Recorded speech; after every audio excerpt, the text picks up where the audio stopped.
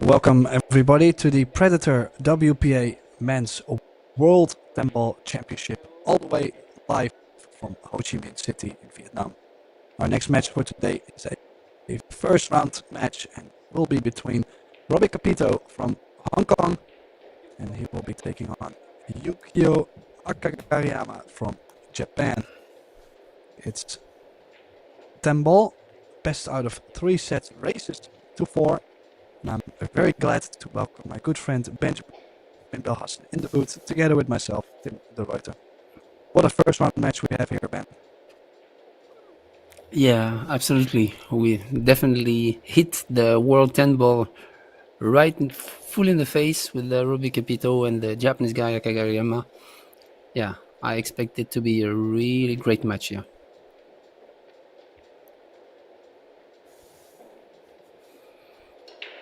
So he won the lag, and I saw him break during practice, and he had such a powerful break.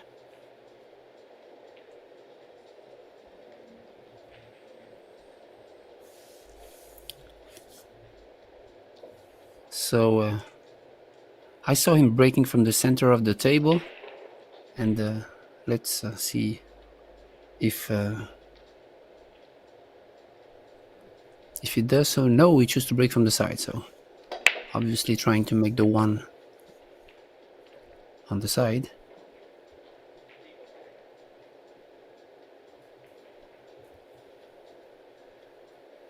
Made a ball. Would you fancy something on the 8 here?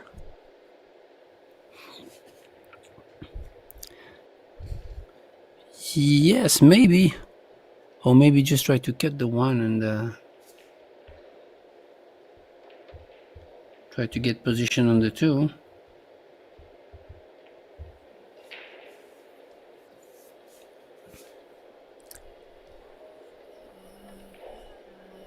Yeah, it's a tricky position. Actually, I expect him to cut the 1 and send the cue ball up table 2 rails. Yeah, like that. It's a much better choice. Good shot there.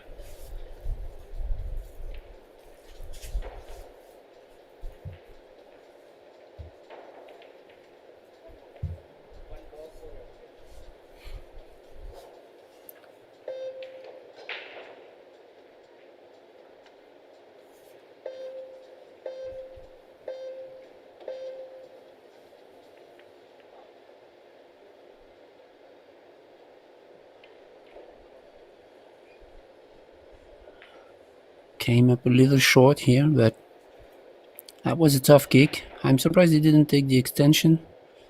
Maybe he tries to save it for later in the rack.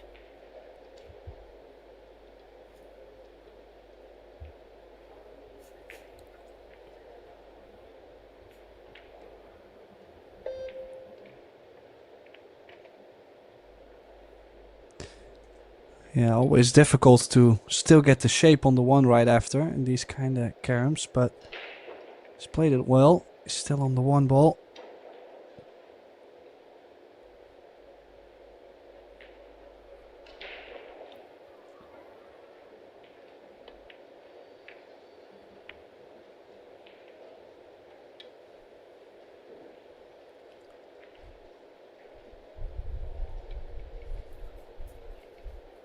From here, I don't think he could pocket the 2.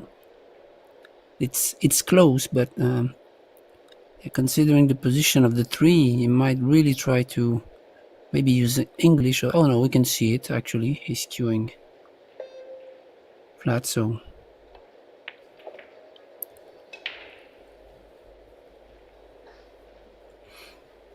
Yeah, nice natural angle to drop down 1 rail. Could be off to a great start.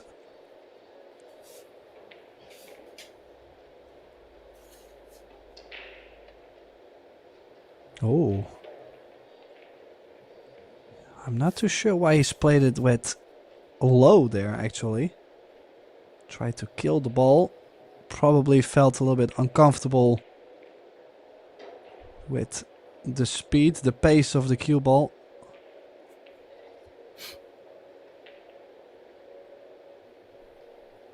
Yeah, looking at the result, there were plenty of space to maneuver, so no need to try to do something fancy with the cue ball. And here, Robbie Capito missed position.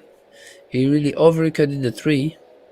So this is kind of 2 mistakes from the gentleman, which is unusual, I would say, but it's always first round, first match, and maybe a shaky start for both of them.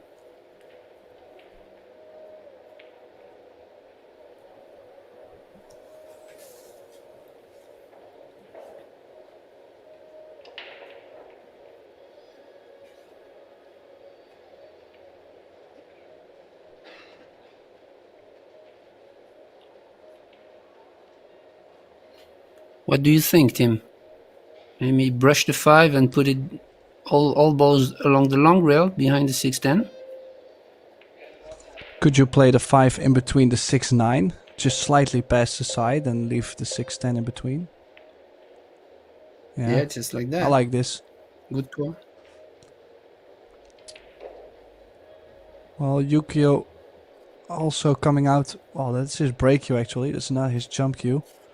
But I'm not a big fan of this jump just because of the cue ball going to the left. Unless you can play with draw into the 7, but that's gonna make the jump so much more difficult. Well, he did get... Looked like he had his break cue, but he's going airborne.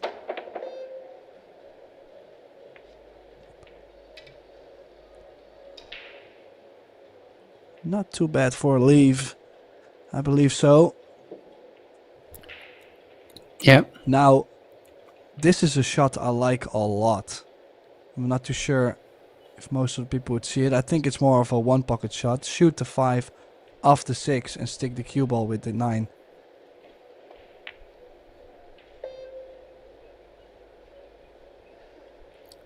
But would have really liked to take away the kick over the bottom short rail there. So freeze him on top of the 9 basically instead of the bottom part. So not too bad. Could have been hooked a lot worse, Akagaryyama.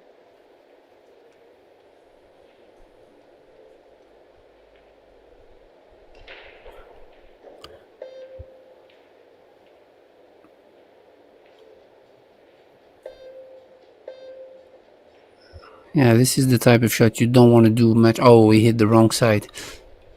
So the pace was good, but you really don't want a lot of ball movement here, but you really want to hit the low side of the 5, which he didn't.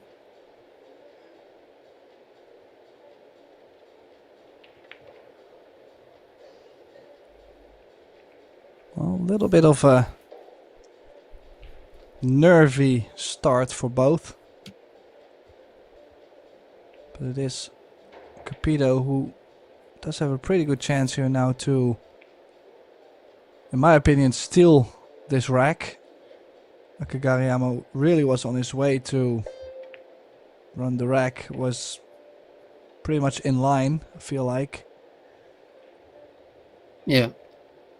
We didn't expect him to miss that 5. Oh, was it the 3 or yeah, to reach the 5?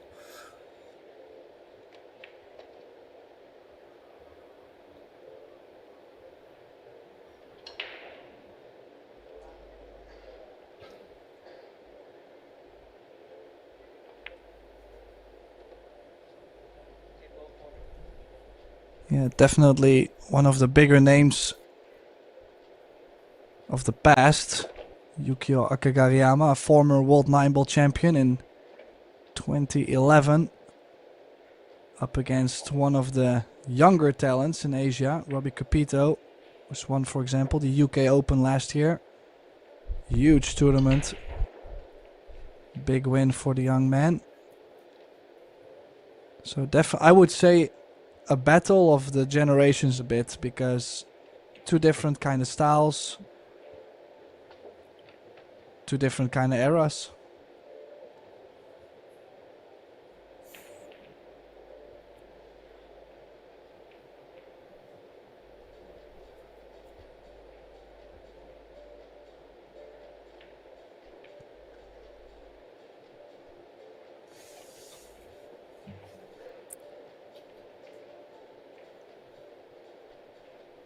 Referee racking the Arcos 2 balls with the Predator Evo rack. Predator arc table looking beautiful as always. Great design. Great table actually. I really like it. Very consistent. Hasn't had much problems overall. Seem to hear a lot of good things about the arc table.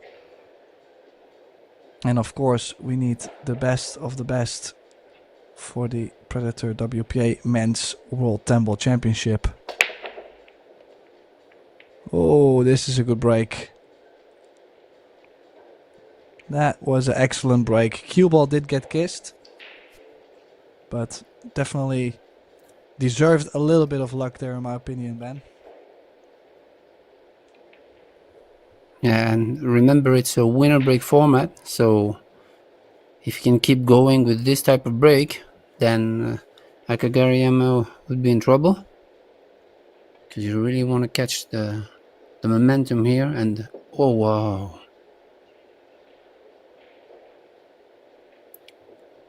This is really unexpected. Oh, look at what kind of layout he would have had if he had made the 2. That is just shocking. Leaving the door open a little bit. Could have had a lot more momentum coming. Oh. Wow. What is going on? It's just, I mean, I'm not saying that the scratch is like the weirdest thing on the planet. But the fact that he hit the 9 ball there is just very... I mean, I think I lost my words. 2 shots in a row. Yeah, and so it could have been 1-1 because one mistake both, but now Akagaryyama has already done, well, I would say 2 big mistakes on the 3 ball in the previous game and here on the scratch on the side. And I think Capito is really happy to get back at the table again. Well, it also kind of dictates how the balls are going to roll, you know? Like if you gain that momentum, if you slip a little bit of luck here and there, and then now suddenly you start to play well, things can go along with a couple of good shots. If Capito runs out here, for example, breaks similar like he did earlier, who knows what can happen.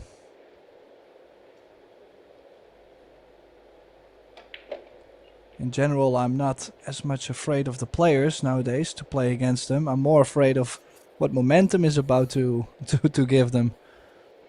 Because if the balls are gonna give you sweet layouts, a couple nice bumps here and there, well, it can be very difficult to play against.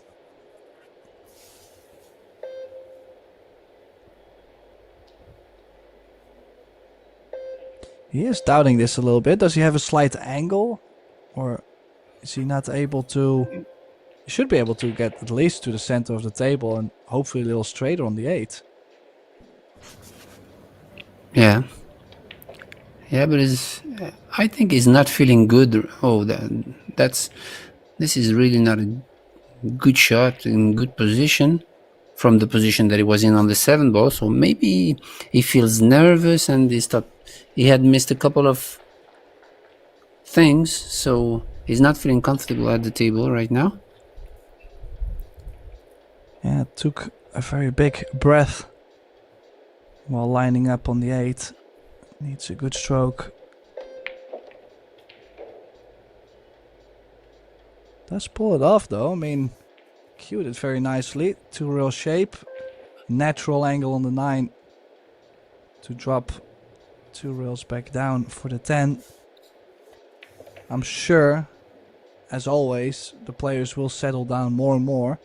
Usually the first set is kinda awkward.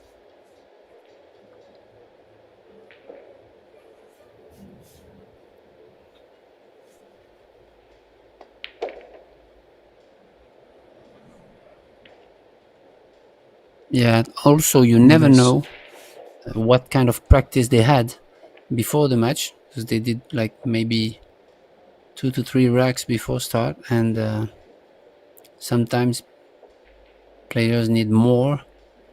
Sometimes you're just nervous, it's a total different story when you're in the arena battling for a world title, so that's just happens.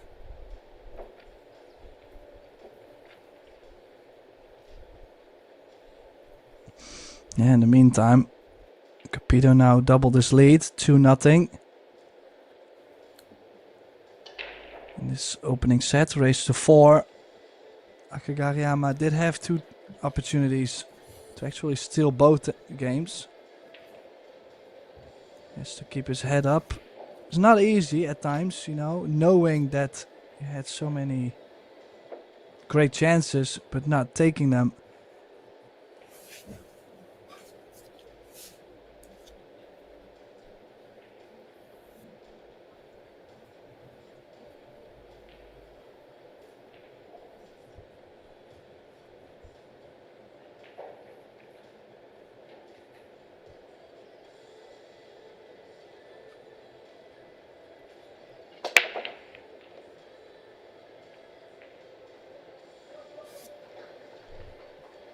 Yeah, and the man is breaking good.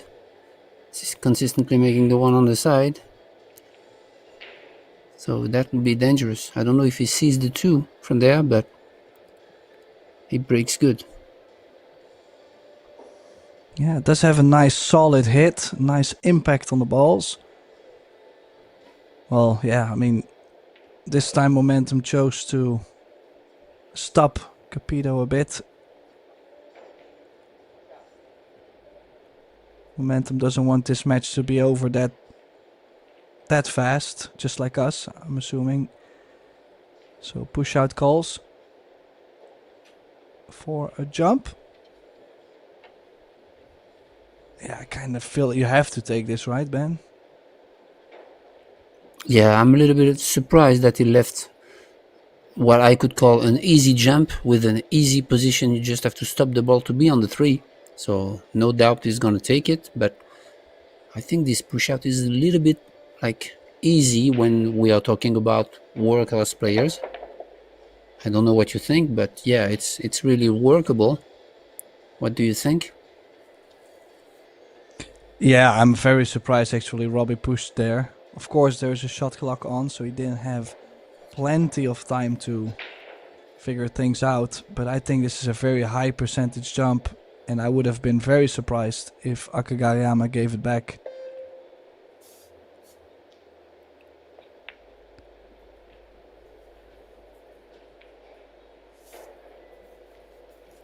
Just the shape on the 5 ball needs a bit of work. I think with this angle, his only option is just to get in between the 7-9 or the 6 and the 9, that area. Could potentially play for the 5 in the right center, as you could see. But he did leave himself a nice angle, just doesn't want to be on top of the balls. I think he's done great. For a second I was not too sure whether the 9 was coming into play. Well, he doesn't look too worried, so it should be on. I think he's also going to settle down quite a bit whenever he gets that first game on the board. He's been looking a little bit nervous here and there. Just not and that stroke feeling on the it yet. 5. That stroke on the 5 wasn't good enough to put himself in a good position on the 6, and he has a funny angle here. He's gonna go to the left long rail, and maybe he tries to kill with low, I don't know. Yeah, no, that's not easy, but he got away with it.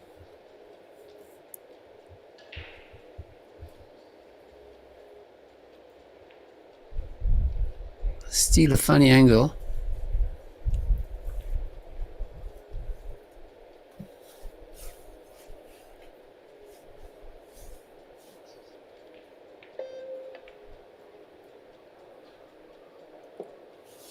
Oh dear. Oh no. And this is just literally what has happened to him the first two racks. Basically cleaning Yeah. all the problems, all the tricky positions to then miss a pretty decent opportunity.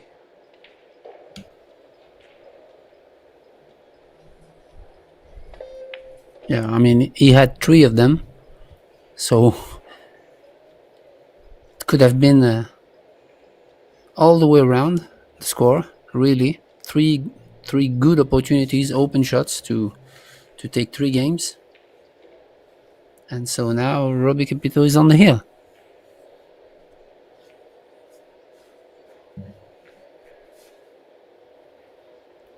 Well, it ain't over till that beautiful lady sings. Look at this, look at this. Oh, Oh, this is unreal. I am wondering what's happening. Like, I gotta say, Capito, he played a very strong tournament with Soa in the Box Billiards Mixed Doubles Open. I was rather surprised with how strong he came out of the gate. But now there must be something in the air, because clearly both players are not tuned in yet. yeah. The only thing I see is it's the first round of a World 10 Ball Championship, and even for those guys, it's a big thing, to chase the crown. So I believe anybody, any player in the world would feel the pressure.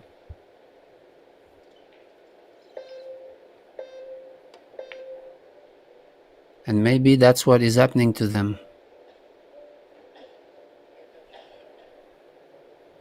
Not the worst of leaves, honestly, if you consider the fact that there is nothing to get lucky behind. It's tricky. You would want to do The something speed. with the cue ball, but you're probably not able to. Yeah, the speed of the kick was good also, because he hit it thin, but a little thicker, and it would have been really great. So the speed he chose was really good.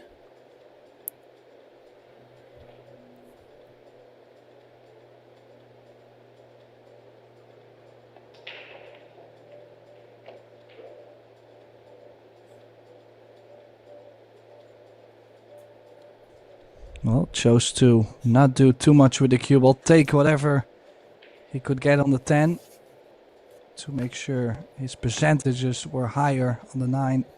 This, I mean, we all practice this kind of shot many hours. We've shot it so many times, and yet it's always a nervy shot.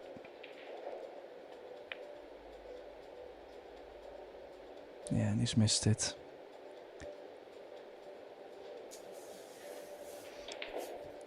Gotta say, Yeah, the rails and to play a little bit shorter though. Might have been due to the humidity. At some tables you would have missed the 10 ball on the thick side there, and it would actually slide towards the short rail. In this case, there is a cut for Robbie. I'm swinging.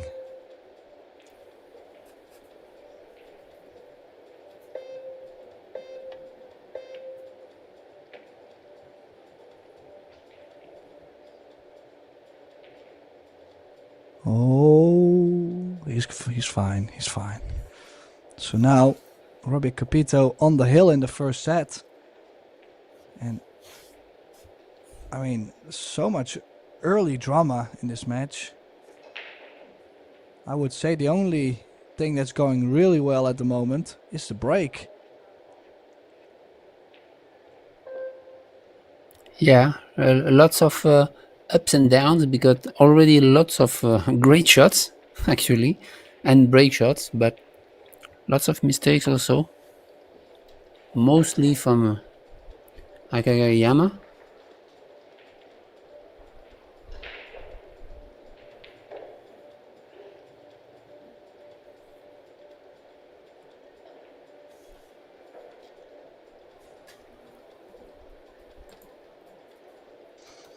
Well, that long 10 ball wasn't a gimme though, so there is plenty of good shots still in the tank. Just overall, just wondering how come they have been struggling so far in this set, both ways. I mean, I know guaranteed both players can play so much better. Must be the early nerves in the first round of the World 10 Ball Championship.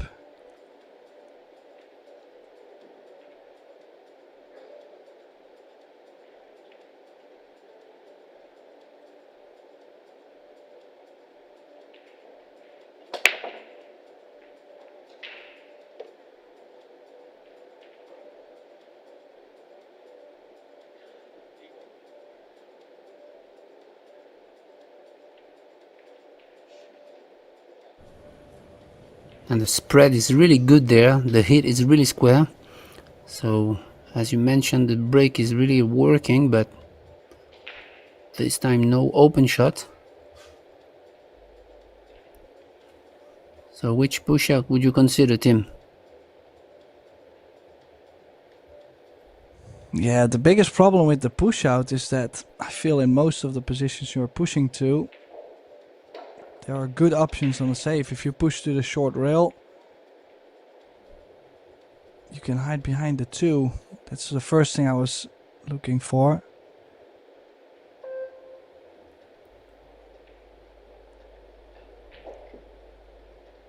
Yeah, basically could roll up on the 2 ball. It's quite a big ball.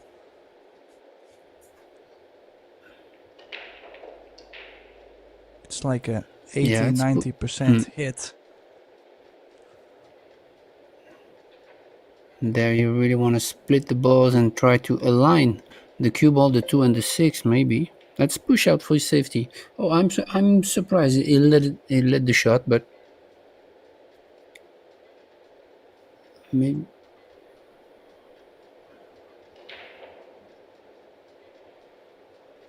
Or maybe you could spin it and send the cue ball up table, but you need to use a lot of spin.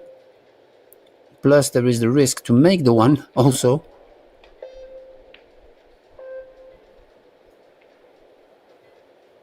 Yeah, the danger was to make the cue ball actually, but yeah. I was talking about a much thinner hit on the 1 and using really lots of English to try to use the 7 more than the 10 here. He hit it pretty thick, which leads the cue ball in the corner. But I don't mind the shot he's played though. I mean, I understand the roll up on the length of the table could be a little bit more scary, because you gotta hit it well. If there's any dirt on the table, the cue ball might lose its track. But yeah, if you play the shot, you gotta hit it thinner. So last call, Yukio Akagaryyama, last call. You cannot make any more mistakes or you will lose the first set. Is he able to pull away in this set? That's the biggest question. I mean, needs to get going, Ben. yeah, and the thing is, he has a tricky shot on the 3 there, because he really has to control the cue ball to get it back in the center of the table for the 5, and it's not easy. That's not bad, but still he has a funny angle on the 4 to go to on the 5 to go to the 6. Sorry. So this is not a gimme.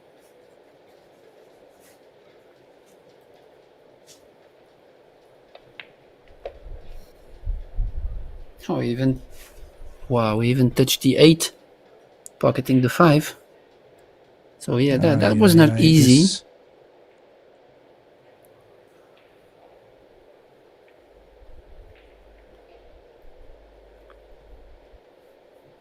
Yeah, he will be kicking himself.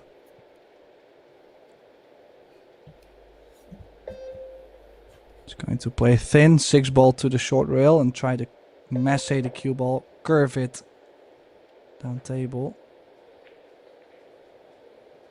And also there, you can see on him, this really hurts. I mean, I can understand 4 racks in a row, you do have the opportunity to win. And every time you kind of seem to struggle to get there.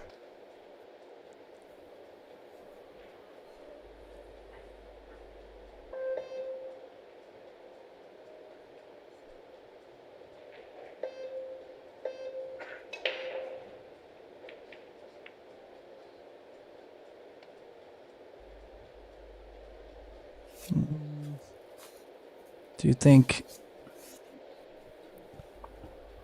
I think he could bank the 6 near the 8 and bring the cue ball back underneath the 7. Or at least behind the 9. It's a pretty big ball.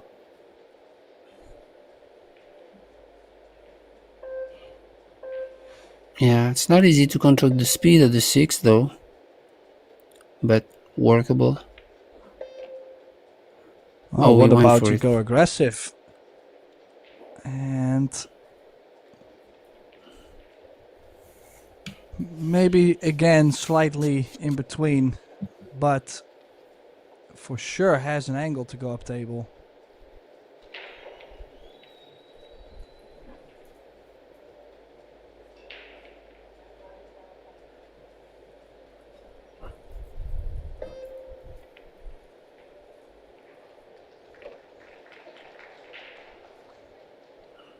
Good shot there. Yeah, nicely done.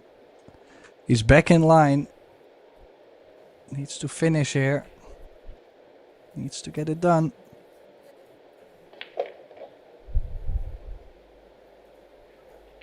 Oh, can you believe what he's just done there?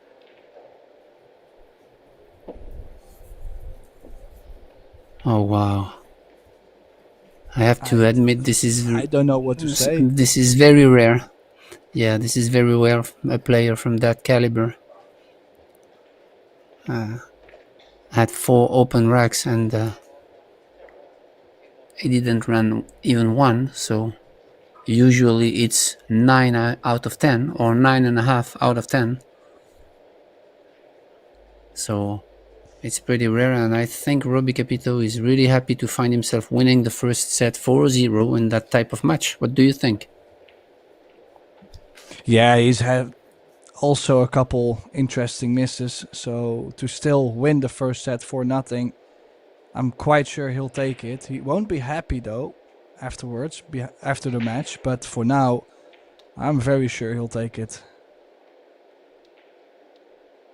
And I wouldn't be too surprised if Yukio takes a break here. Let's see if he actually does, but he's played such a good shot on the 6, a decent shot on the 7, back in line on the 8 to scratch in the side, Yukio. Yeah, as you can see, Yukio did take his break in between the sets, so I guess we're gonna take a little break as well, and we'll be right back with the second set coming up very soon.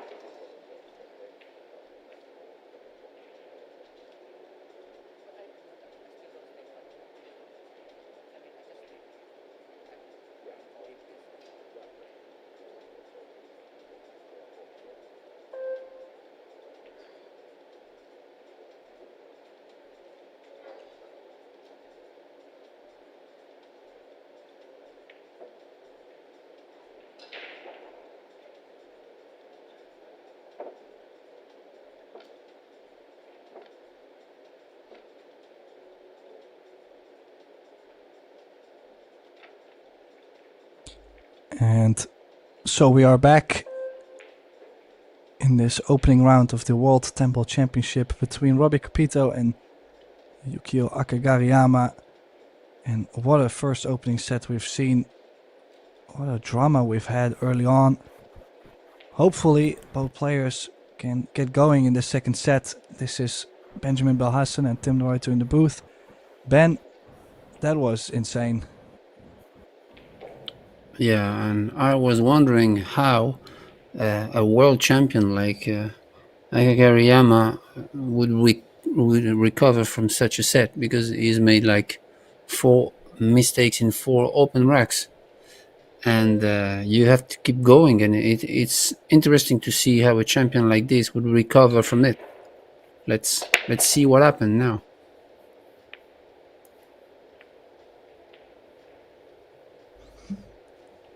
Well, I haven't seen anyone make that many balls on the break as Robbie so far. He's been making a ball on the break every single time. Look at that spread too, like all the balls are going all over the place. So good energy on the balls, nice square hit. Cue ball doesn't really get into trouble, just again slightly unfortunate not to have something offensive on this one ball. So what would you play here? You have options. You can cut the one ball and send it 2 rails like snooker style and use the 10 and the 4 and the 5, or you can bank the one towards the, like that, toward the balls here and try to use the 2. But that's a good shot. I love it. The thing is, the one ball stays pretty big to hit, so he's likely to make a legal hit here, and plus the 3 ball like is in a combination, so he might get a result from the kick here. He could actually. So that's why I love maybe the other way around, but I think it was a little bit tougher.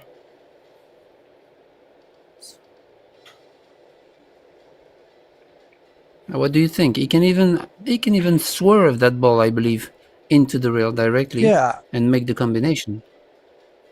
I think he should be fine to make the rail first 1-3 combination.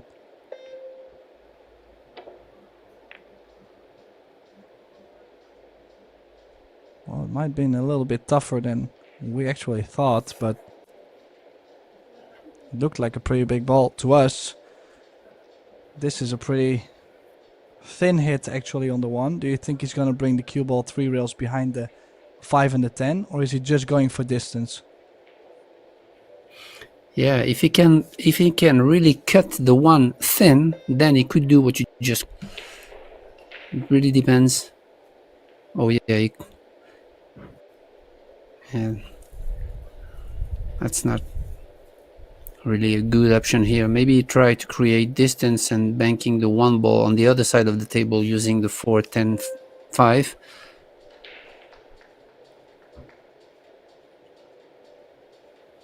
Still a tough opener to shoot at if he decides to go offensive. Well, I'm not expecting him to go offensive, but then again, surprise, surprise, he has. Yeah, you had a lot of good things could have happened to that 2 ball if he makes the 1, but the challenge was to make the 1, and he did. So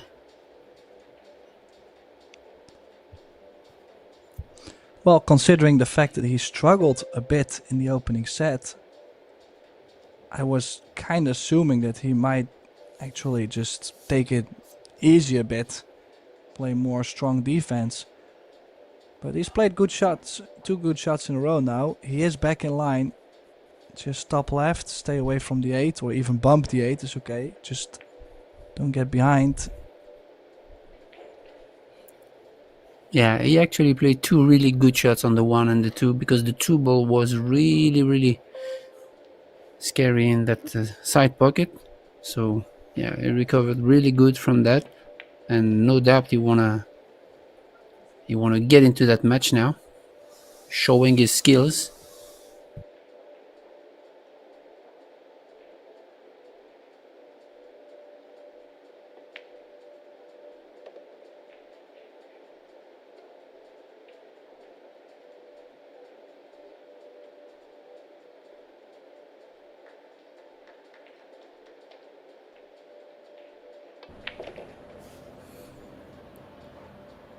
And obviously, when you have been a world champion, you have skills.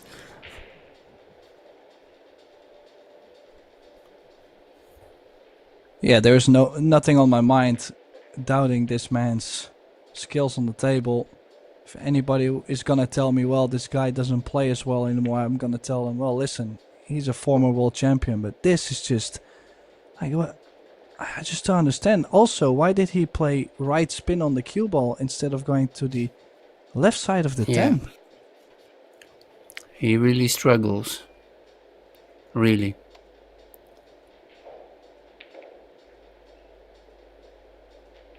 When the only explanation you would have is possibly nerves. Yeah. Yeah, because it was pretty much a natural shot on the 8 to go on the other side of the 10 and play the 9. It was like pretty much natural, so it's really surprising.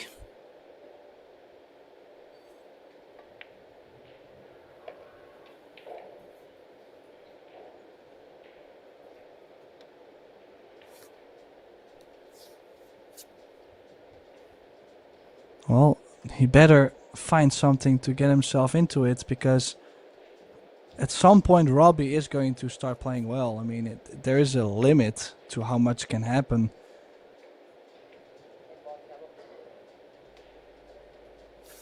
Eventually, even if two players are struggling, eventually one of the two is going to find some feeling, some rhythm.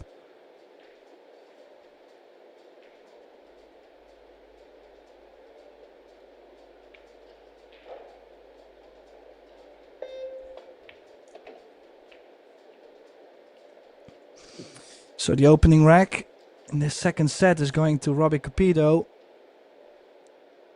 Got it served on a platter almost by Akagaryyama.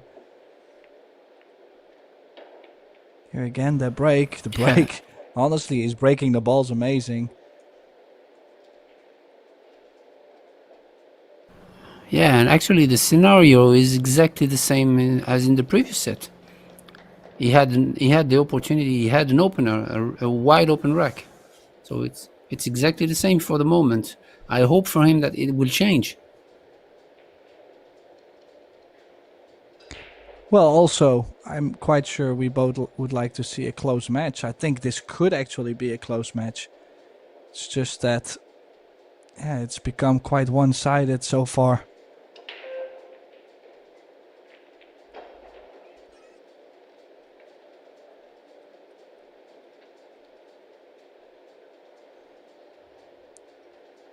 Yeah, and especially also we're now also playing winner breaks. So at some point, Robbie is going to play better and better. His break has been going well.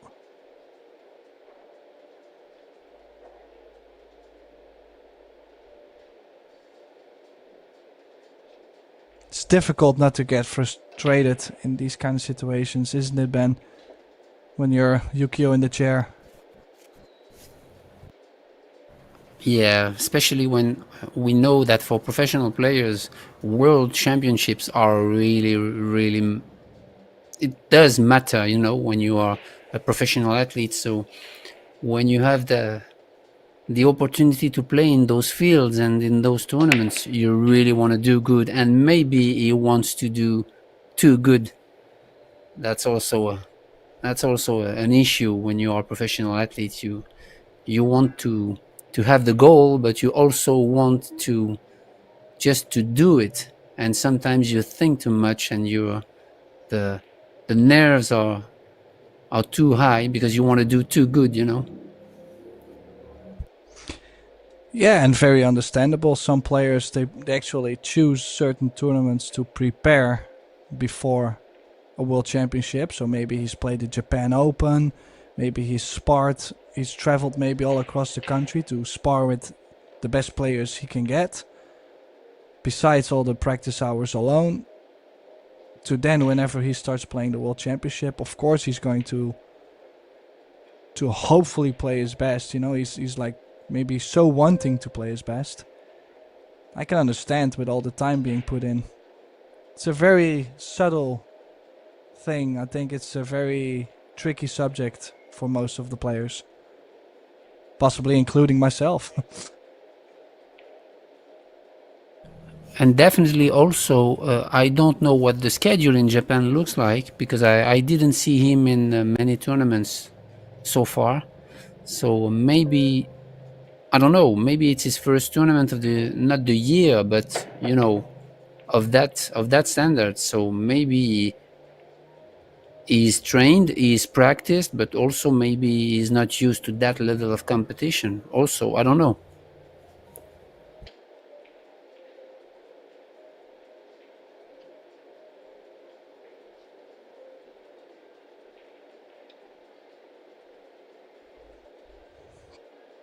Well, let's at least bring a good vibe to Akagaryyama. Hopefully he can get himself together.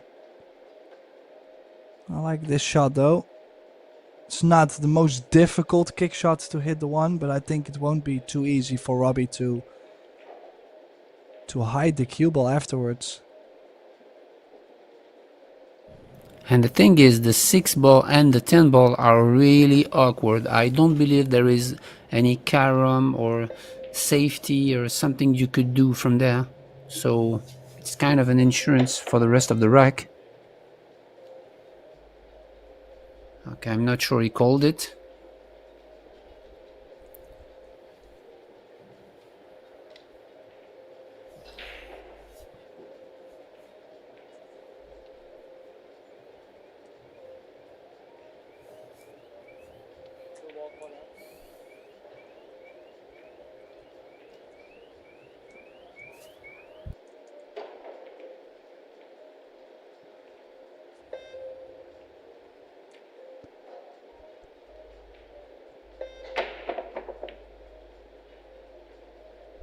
Oh. Look at this. Plenty of balls moving. Overcut on the 2. This rack is starting to get very scrappy. Yeah, he had an option. He has an option though to cut it and try to go behind the 378 all the way back.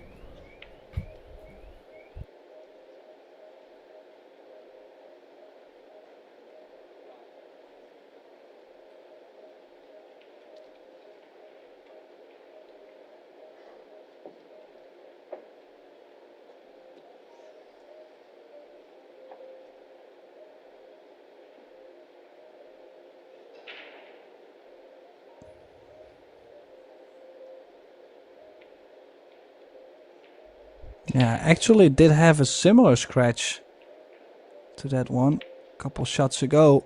I think maybe 1 or 2 racks ago.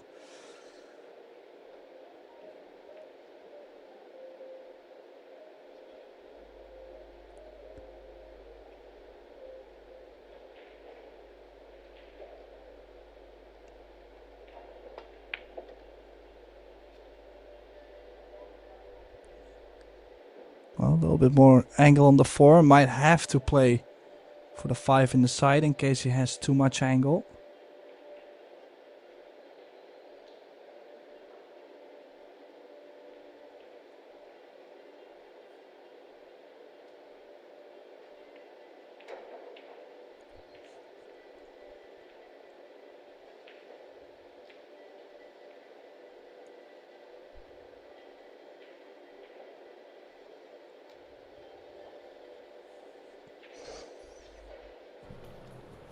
Yeah, sometimes the layout of the balls is really, really tough. This is the case here, but oh, maybe he has the carom. If he plays this way, I'm sure he has the carom.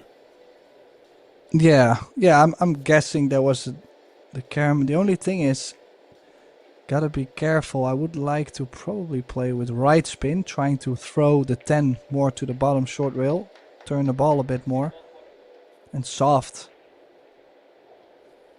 Yeah, and remember it's early 10s, so if he makes it, he will win this game and take a 2-game lead. Yeah, it was on, so no problem here. Well, in the World 10 Ball Championships, the early 10 balls are not a win of rack, not instantly. The 10 ball has to be the last ball pocketed. But then still, Oh, my what is he going mistake. to play from 6 to 7?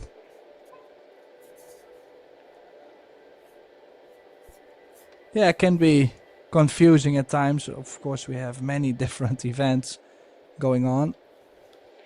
I do like the wild 10 ball.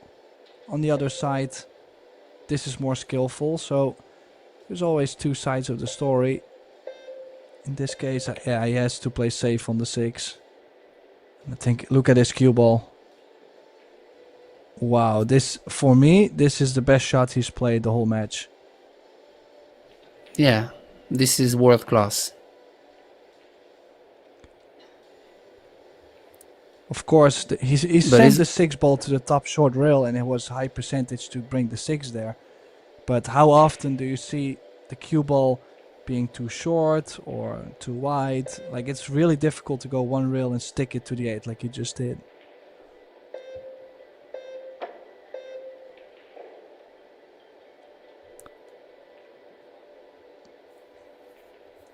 Caught the side pocket point.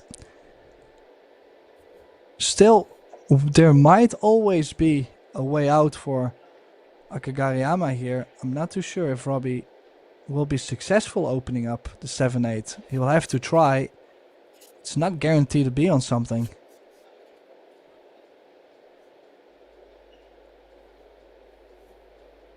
Yeah, the thing is, he's gonna really maybe go near the 10, freeze the 10 to get the 3 rails and go into the 7. So, yeah, that's okay.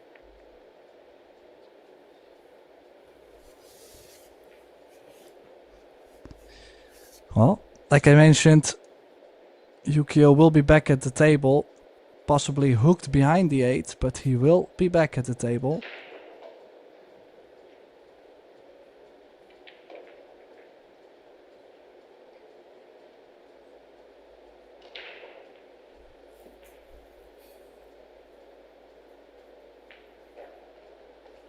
This is a really good shot because you really want to move the cue ball away from the long rail so that Akagaryyama cannot reach it easily because of the 8, and also the 9 is on the way. So maybe he has to stiff a little bit the rail first from the short rail to be able to hit the 7. He could make it actually, but he has to go for it 100%.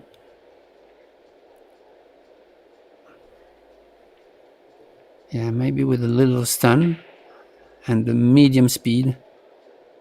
Yeah, like that.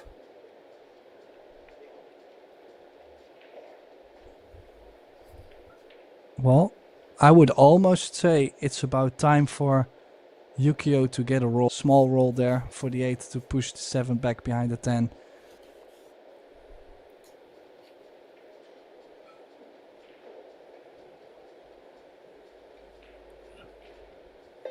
Do you think he can see an edge of the 7? Yeah. But what to do Yeah, with he has this? an edge, but you're going to push the 7 over. I don't think there was a chance for Robbie to still have the 7 near the 8 and not leave an open shot. And to play the perfect speed to get behind the 9. I think that was just so tough. I think Robbie was just trying to leave a difficult shot there.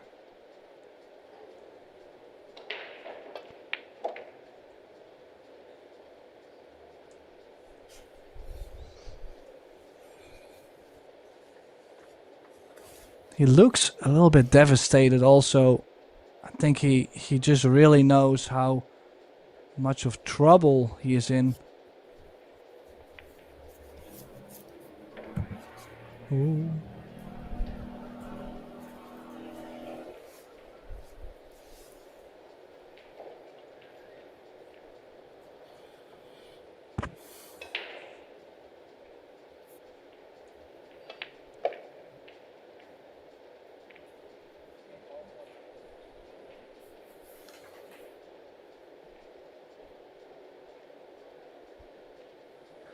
Come on, Yukio. Get that 10 ball in and get going. There it is. I'm sure his family, friends, possibly a lot more fans in Asia are watching him, rooting for him to get going in this match. And he now has the first game of this match on the board. First rack for Akagaryyama.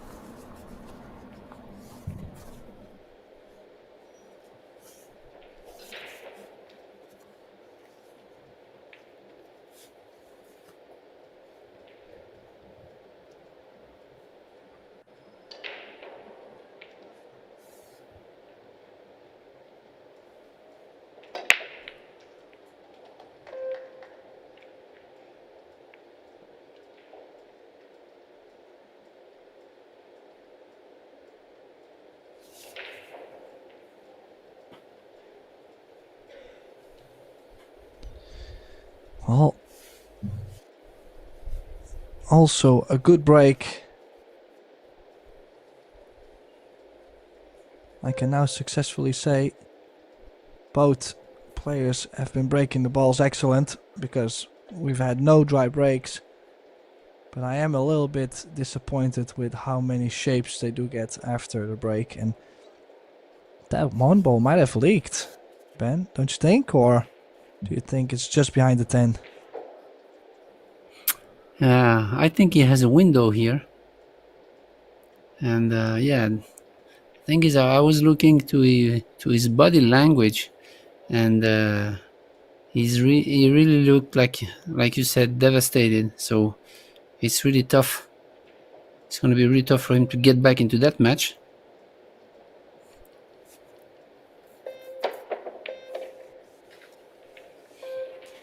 Especially if Robbie starts to play the standard he's used to play. Obviously, he's a world-class player, so now maybe he's not going to get so many opportunities also to get back into that match.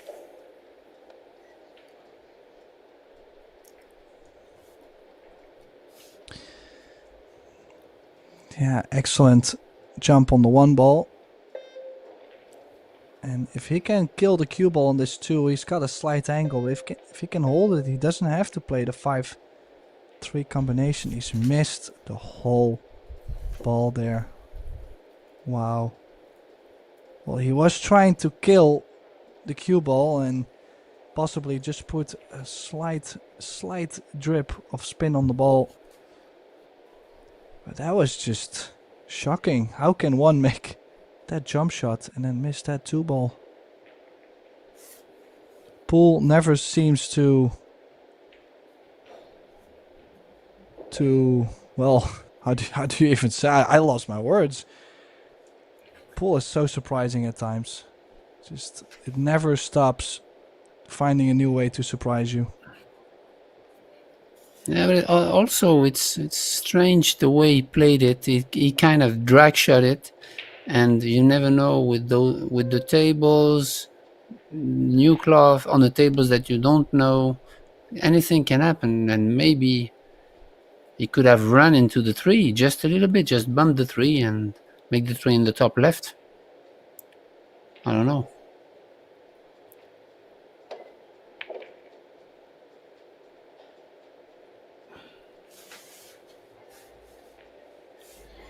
Well, don't ask Robbie how, but he did get back to the table with that same 2 ball in front of the corner.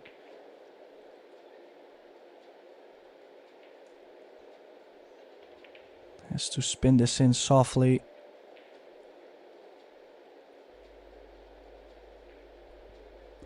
Seven does not go to the bottom left, so needs angle on the 6 to cross over for the 7 in the same corner.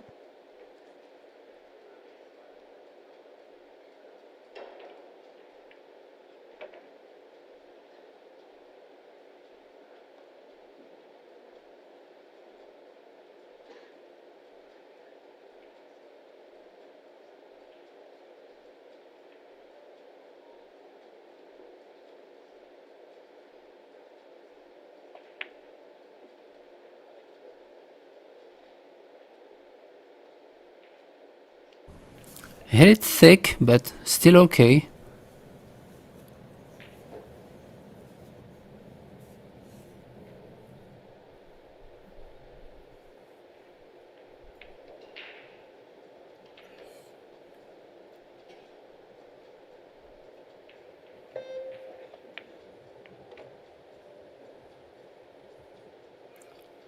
Oh, collision with the 10.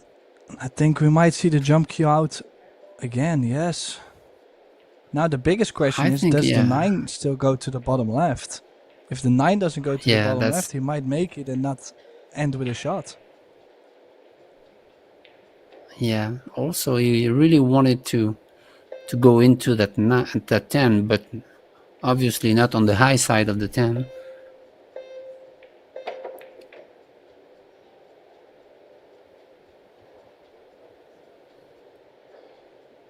That's perfect.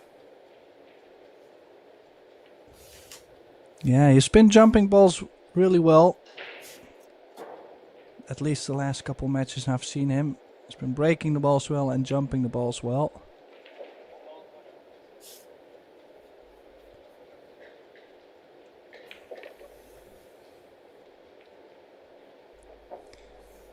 So Capito now up 2-1.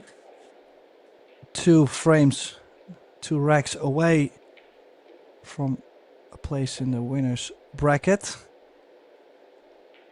This is the first round in the World 10 Ball Championship.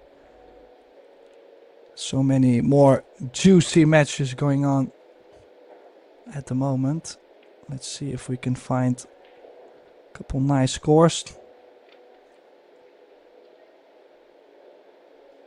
Well, there is plenty of matches, 96 players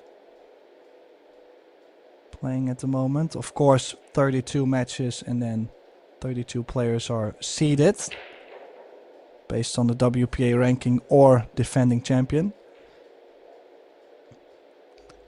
Let's see if there is some interesting results in between.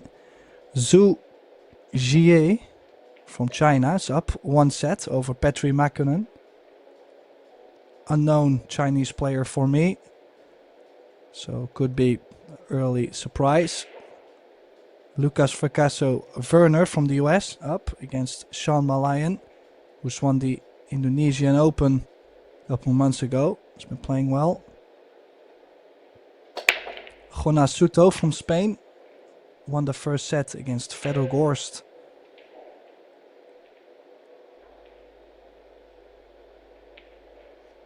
And Riteng Lu won the first set over former World 10 Ball champion Darren Appleton. Let's go back to this match. What do we see, Ben? We see a good break again, but I don't know if you can see the 1. I don't think so. Should be close. But still the 10 ball is locked in the top right. It's only available on the side pocket, on the right side pocket, so tough spot for Akagaryyama.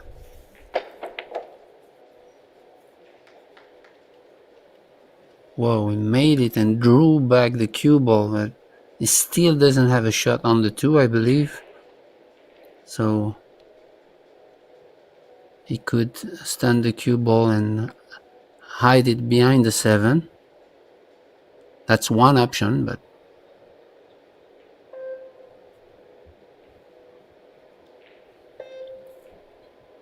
Well, I might like just a soft roll up on the 7 ball though. yeah. There's a couple different shots. Could have also played for the stun behind the 5.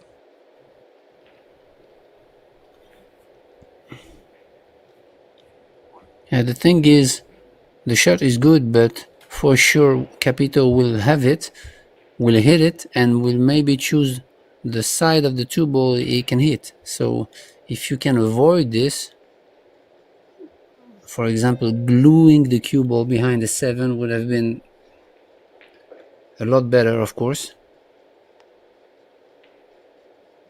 Well, I am questioning if Capito is for sure going to make a hit, because the 7 ball might be just in the way to go over this right long rail. Might have to spin it a bit, but who knows? It might be good enough. It depends also if you freeze on the ball, how you freeze on the ball, and which side of the ball.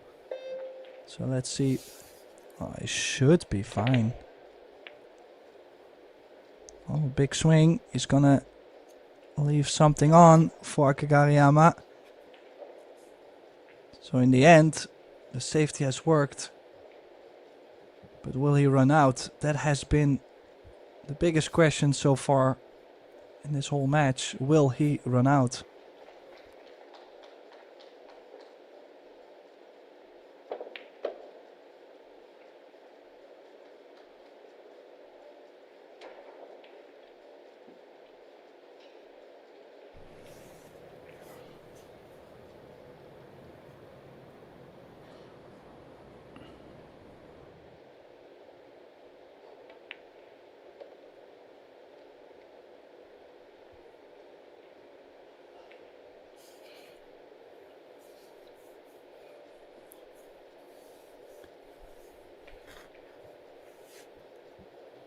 I don't know if the 8 passes the 10, but the issue could be to go from the 7 to the 8, because the 7 is pretty high,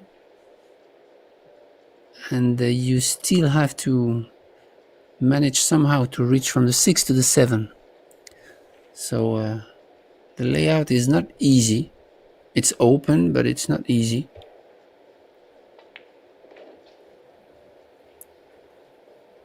And yeah, the 7-8, nor the 7-8.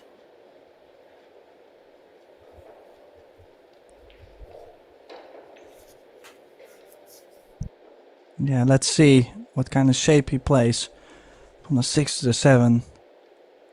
I'm assuming he could go 2 rails and trying to get close.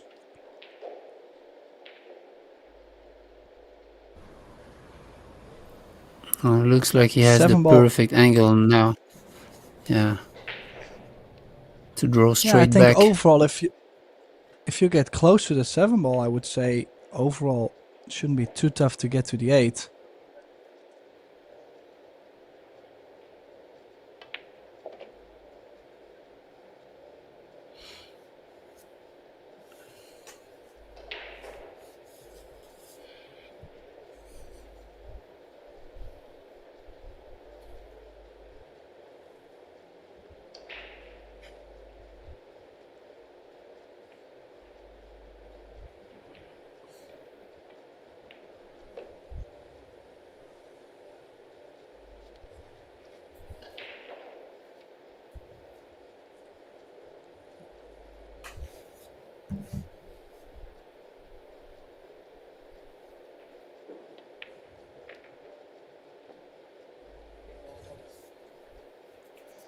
Well, slightly stepping his game up.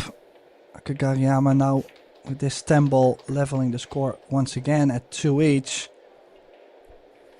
Needs to win the second set, so he's definitely hanging in there for this moment. Do you see a different Akagaryyama at the table than the first set, or are things just working out better for now?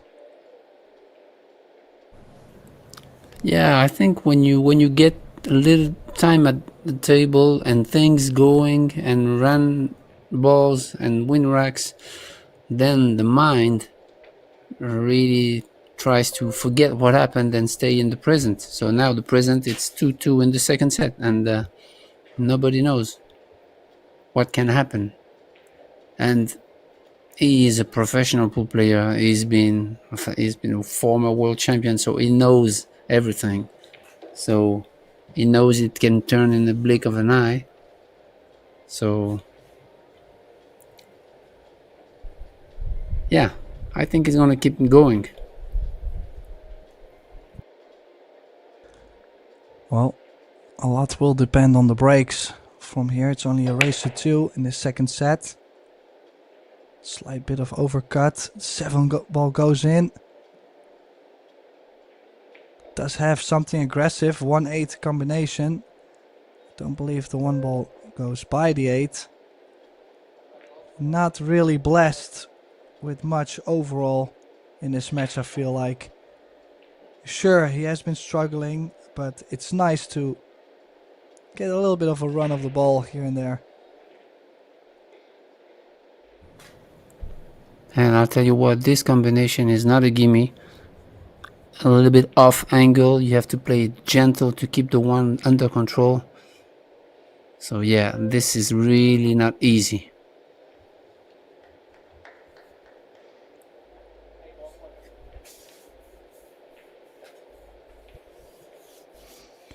Yeah, that was a good call. That was by far an easy shot. Also, I feel like playing that combination, you're so scared to make the 8 and not get on the one ball that you're going to be aiming more full onto the 8. I think that's one of the main reasons he's missed the combination. And now a chance for Capito to get on the double hill. And also the combination is not easy, but the thing is, it's a do or die. Because everything was wide open, so if you miss the combination, then you're probably gonna lose the game. Straight. So it had some pressure into a shot which was already tough.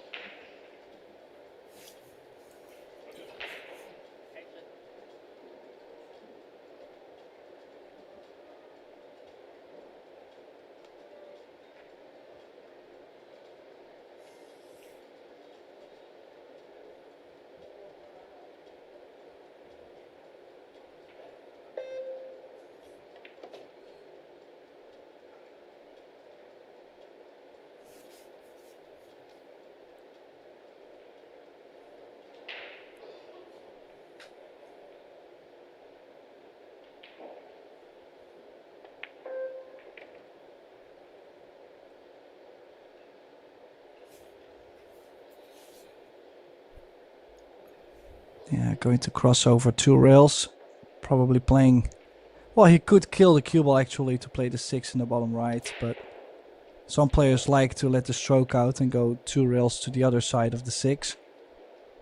I was expecting Robbie to play this kind of shot, that's why I quickly changed my mind, but I know plenty of players that would like to just hit the ball and cross over probably.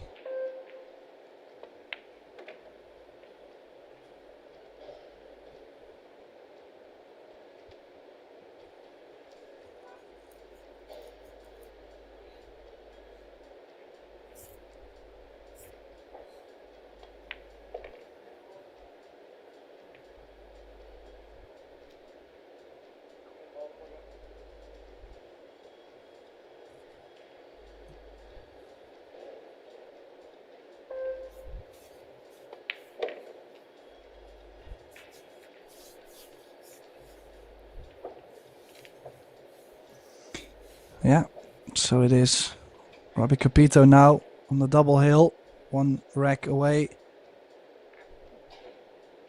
from going into the winner's side of the bracket.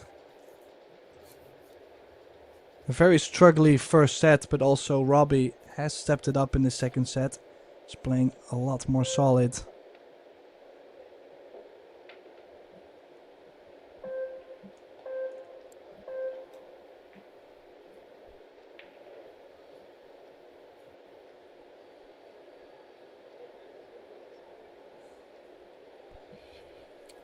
It's a 250,000 total prize fund here, with 70,000 for the winner, and of course a world champion title.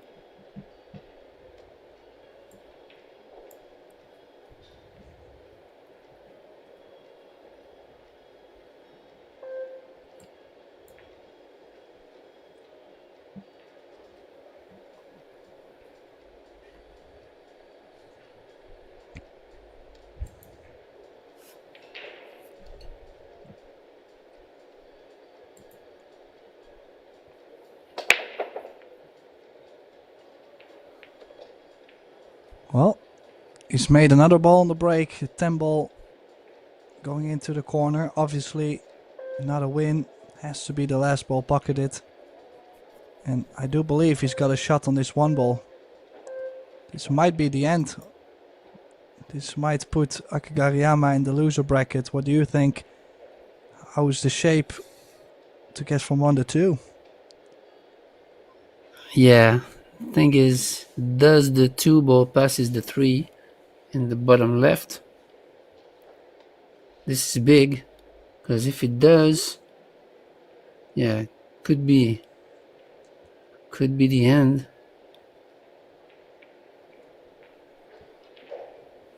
I don't think it passes the 4 though, but I think it passes the 3. Oh no, so it this is gonna didn't. run. So yeah, good shot there. Yeah, awesome stroke. 2 real shape. And he's got a shot on the 2 ball. Now still possibly a little bit of work to get from the 4 to the 5 and the 5 to the 6. More of a connecting the dots. You kind of just gotta figure out where you want to be, what kind of angle you need. It's not like a big problem. But that 2 ball seems to be a big problem. Wow.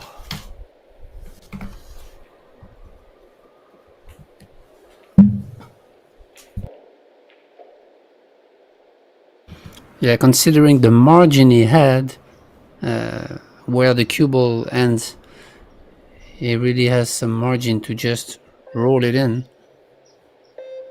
And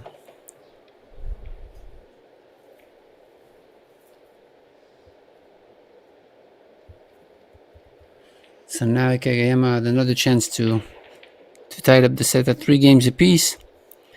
And I believe that the 5 ball only passes into the top right.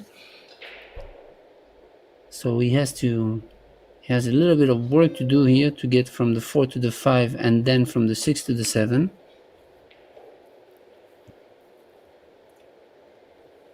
Yeah, this is not easy because a lot of cue ball movement here, going back and forth.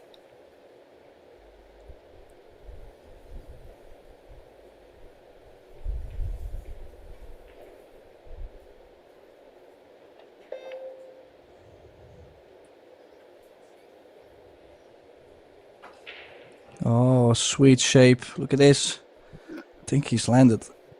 Oh, he doesn't look too happy, but yeah, I don't believe that was the shot he played. Nice. Yeah, but looking his body language, I don't believe he wanted to get there. I don't know.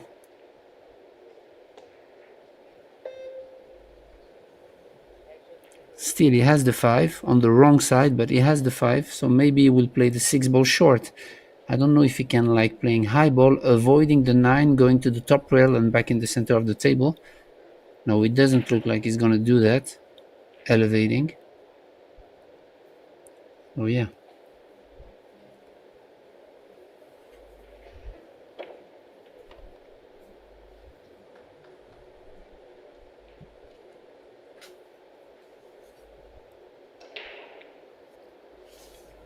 Wow, this is kind of a tough shot here. Well, not just pocketing the 6, the shape on the 7 too. Yeah. Like, he will have to play this soft, kill the ball. No, he played a double speed. Look, he did definitely make a run for getting on the 7 ball, and that cue ball just last second nestled up with the 9.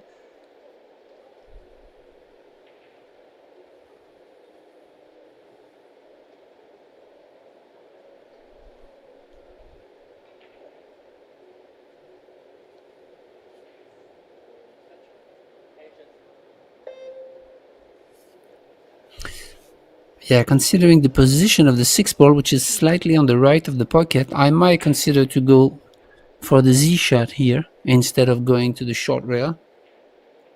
You know, playing long to really maximize the chance to make it. What do you think?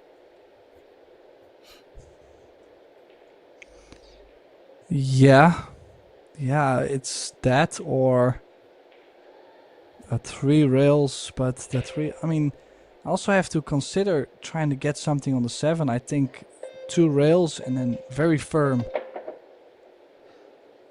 Yeah, I like the Oh, shot. I like the shot he just played. Actually, I thought that he hit it good, but he hit it a little bit too hard, just a little bit too hard. But that was a tough shot.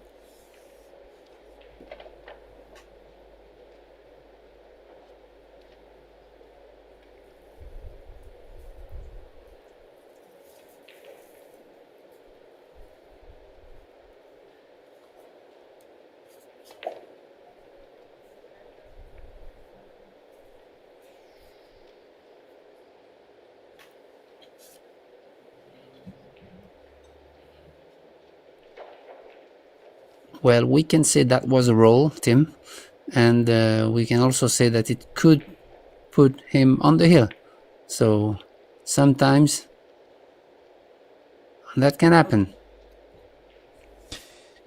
yeah, and like I mentioned, also I think throughout the match, the luck factor evens out most of the time. It's not always 50-50, but it gets kind of close. And I'm not saying Robbie had a lot of luck in the opening set. I'm more saying I think Akagaryyama got quite some unlucky things happening in the first set, which now things are going slightly more for him. But as you could see, almost missed the 8, not happy, and he gotta make sure he stays in perfect control. You gotta use the luck too, or the little rolls. Everything wiping its feet.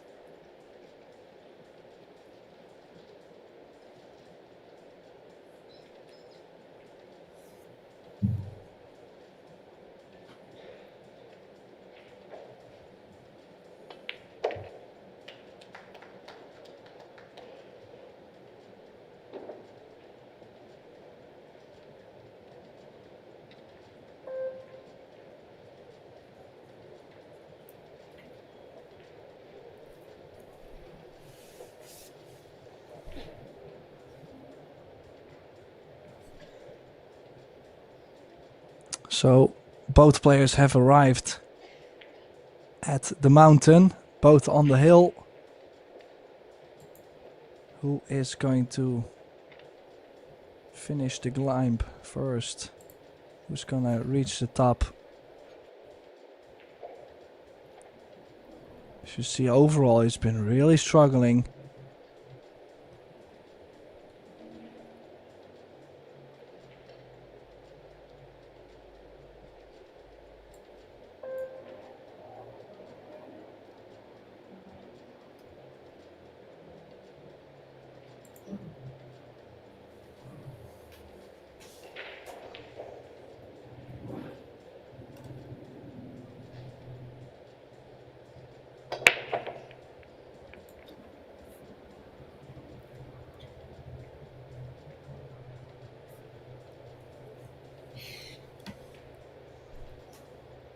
They've both been breaking hard and good, and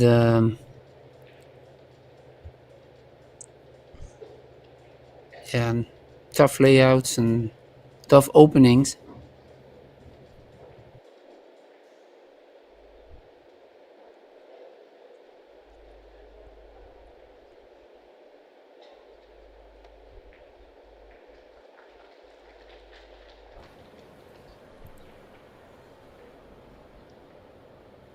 Now it's a tough situation here. Where to push out? It's really tough because nothing good can happen here. I would think maybe about tying up the 8 and the 4 and leaving the right side of the 1. Just push to the 8 towards the 4, maybe.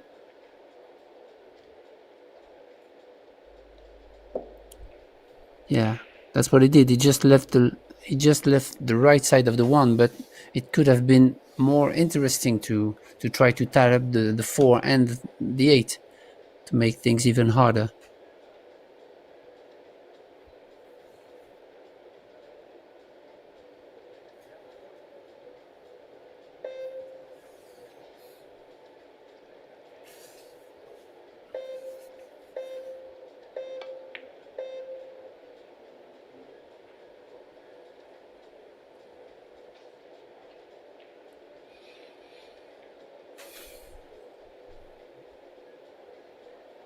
What do you think, Tim? Would you have take that push out, or would you have Robbie back at the table? No, I kind of felt like you had to take it. Even if you don't have a full plan on it with the right speed, it is going to give you distance, and you never know if a ball is going to get right in between. It might give you a lot of good things. So then again, it didn't completely work out on his hand. Quite the battle here for just the one ball, everything else wide in the open.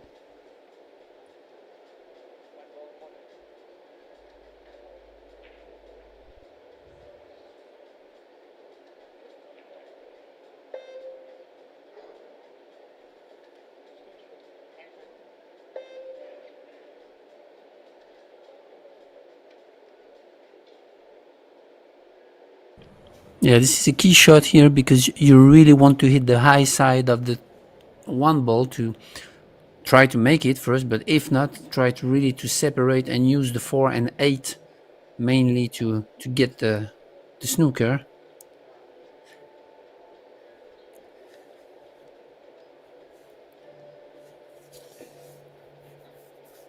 And on a slick table like this, you are likely to miss it just like he did, because the rails are really open up a lot in the first few days.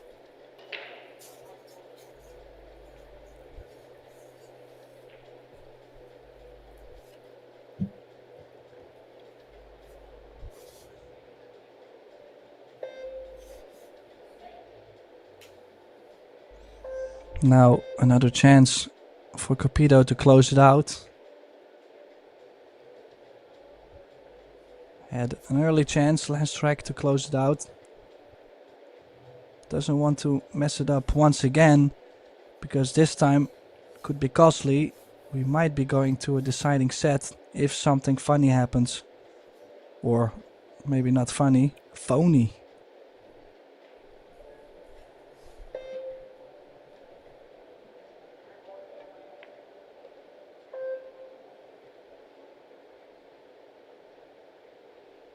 Yeah, I'll tell you what, the 3 to the 4 is not easy because you have the 5 on the way. Yeah, just red is pointed.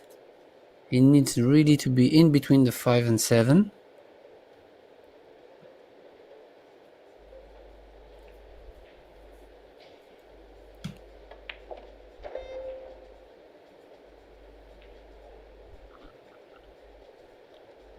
This is really good. He's not gonna queue over the 7 also, which is a good point.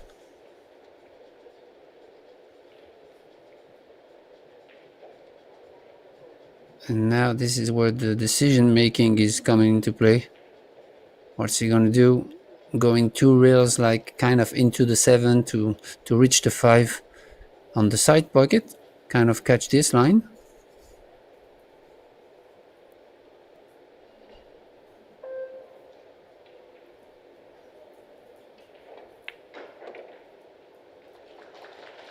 Yeah, I like this line.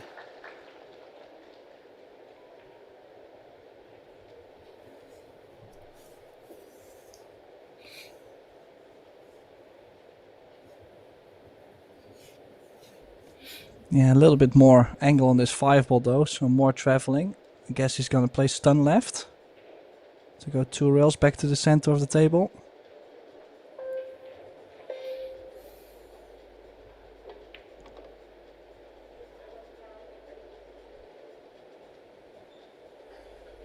This is really a good shot, nice touch here. It's not over yet. He's playing 2 good shots in a row here.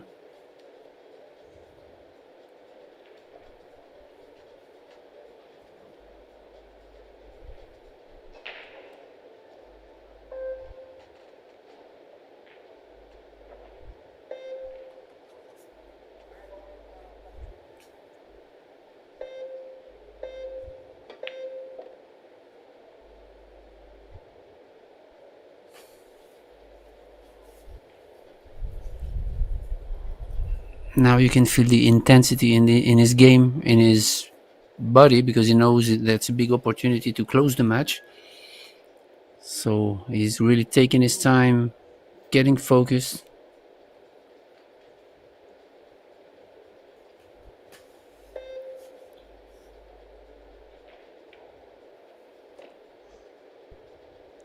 Well, nice shot there. Just doesn't want to be on top of the 10. No, perfect.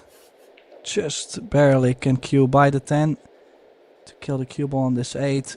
He's 3 balls away from getting the first win in the World 10 Ball Championship. And you gotta be honest, Akagaryyama really struggled. Especially the first set, but the second set, he kinda made a small run for it.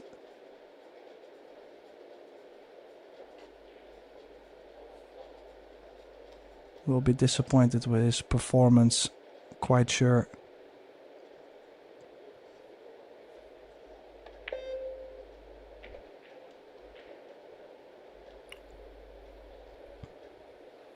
Yeah, did use all of the pocket there. A little bit of a nervy hit.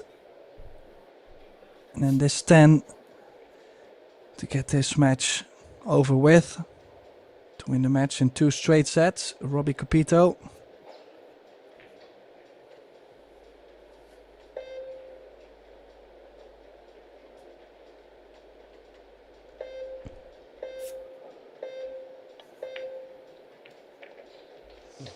And there it is. So it is Robbie Capito who advances through the winner's bracket. And Yukio Akagaryyama will have to try his luck over the loser's side of the bracket. Thank you, Benjamin Belhassan, for being here with me. Tim de Ruyter is also signing off. And our next match will be in 24 minutes to be precise. So make sure to stay tuned at Probability TV because we still have plenty of action to come. It's an 11-day long event. Thank you and we'll see you soon.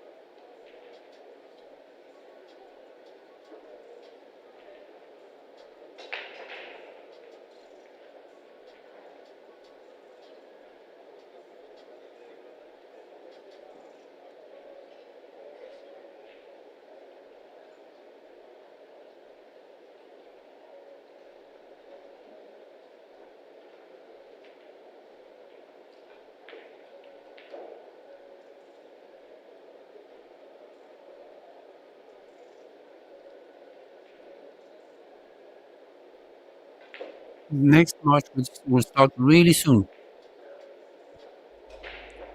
Yeah, Benjamin Belhassan and Tim de Ruyter in the booth coming up very shortly.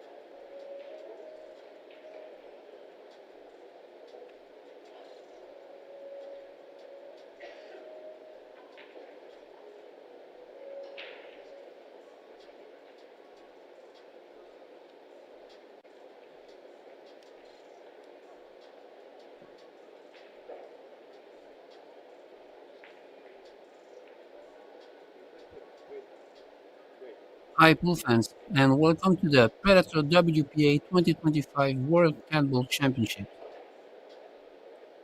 We are here in Ho Chi Minh City, Vietnam. And this is the first round match between SVB Shane Van Boening and Toon Nguyen from New Zealand. The game is 10 ball, best of 3 sets, races to 4, and winner break.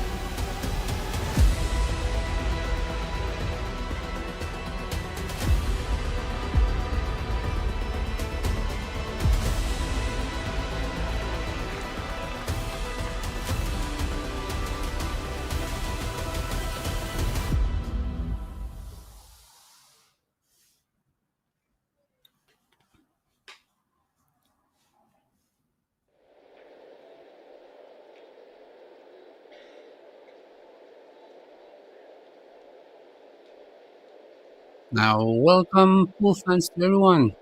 Welcome to the Predator WPA 2025 World Handball Championship here in Ho Chi Minh City, Vietnam. This is the first round match between the legend SPB Shane Van Boening and Toon Nguyen from New Zealand. The game is 10 ball, best of 3 sets, races to 4, winner break.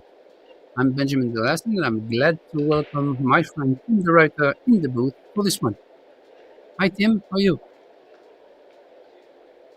Hey Ben, thank you. I'm doing very well and very much looking forward to this match between Nguyen and Van Boening.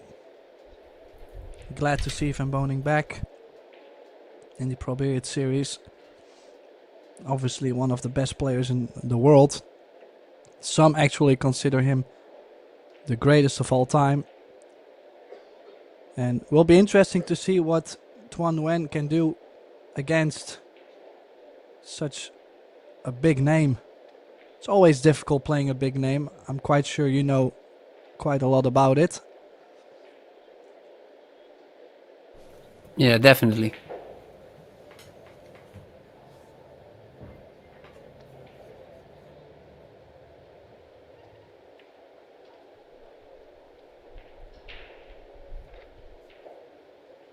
So the referee just making sure the rack is as tight as possible. Of course, it's not always going to be perfect, just like the template racks. I mean, that would also give us the easiest layouts, the easiest ways to make a ball. Now you actually have to do something on the break I really like that way of breaking the balls.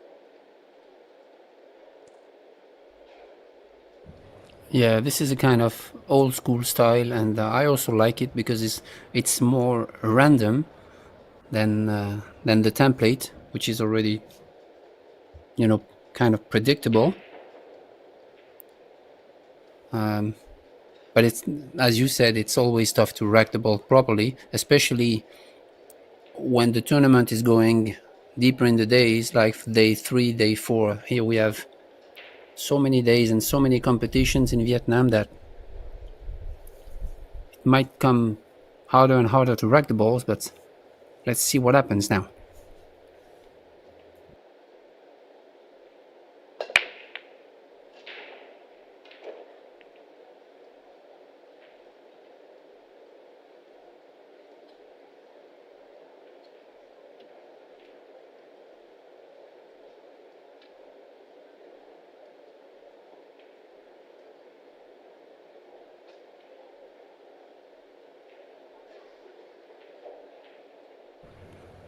So first opportunity here for SVB.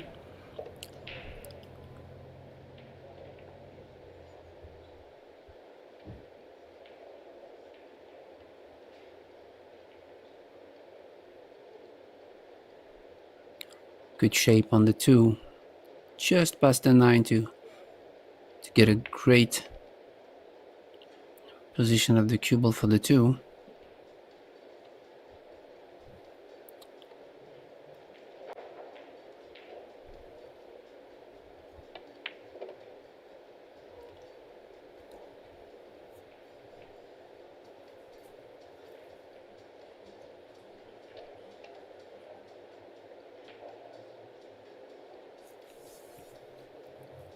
Okay, so everything runs pretty smooth here for SVB.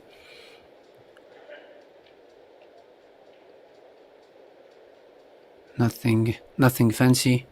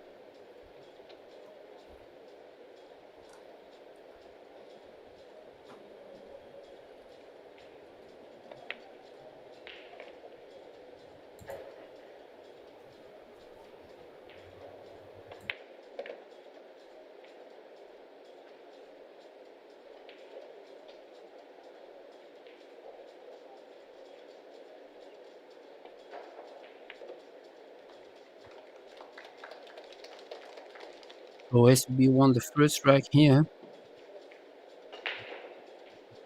and got a really good shot on the 1 to get on the 2 in this rack, which was really main the main issue, and then went to this rack. So he's leading now 1-0.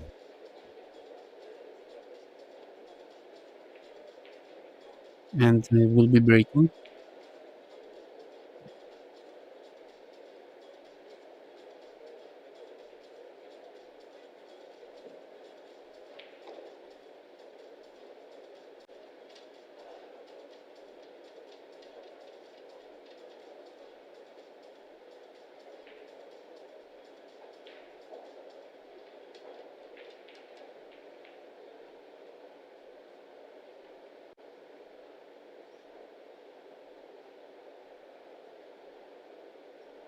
So see what he decides to do with the break, because we know as they put how much work he put into practicing the break, and I'm sure he will find out something.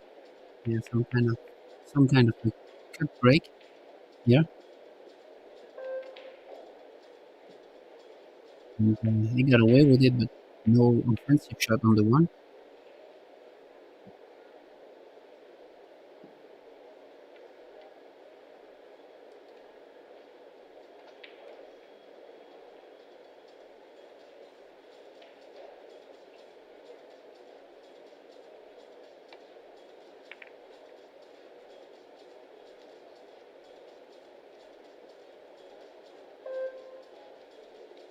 Yeah, good shot there from SBB.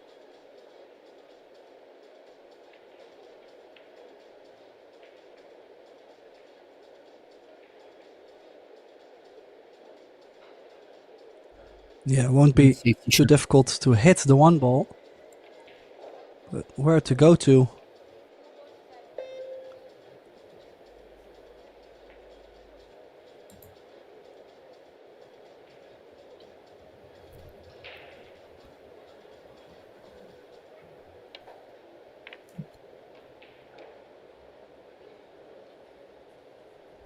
I'm not sure he called that two ball on the side, but try to play some kind of containing here, create a little bit of distance and leave the one ball at the same spot, but it's tough to say what kind of angle SVB has.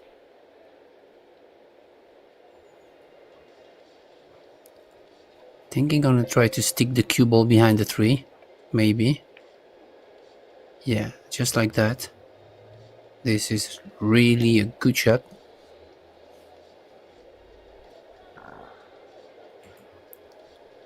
Yeah, and it's always awkward kicking over that short rail. It's a pretty wide angle kick. Difficult to judge the slide being so close to the short rail. Or is he still able to go? He is still able to go over the long rail. That is definitely making this shot a lot easier for him. Oh, got the wrong side of the ball.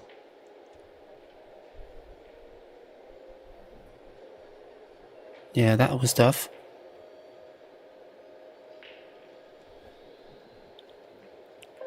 And you can see SVB jumped into that match really, really quick.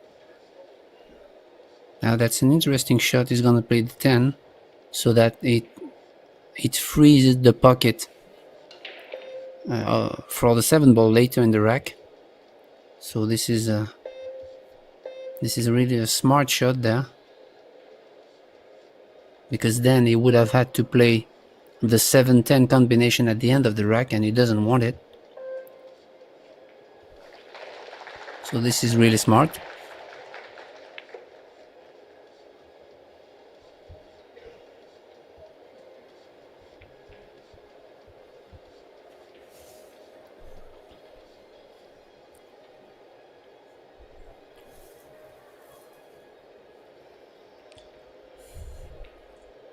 Yeah, so Van Boening off to a good start. Doesn't really look like early nerves or maybe settling down a bit in the set. We do see that quite often in the opening set. Players still trying to find the rhythm, the base of the table. It's like trying to find the groove. Oh, I love how he's played this. Very positive style, letting the cue ball go. It's interesting to see him let the stroke out here.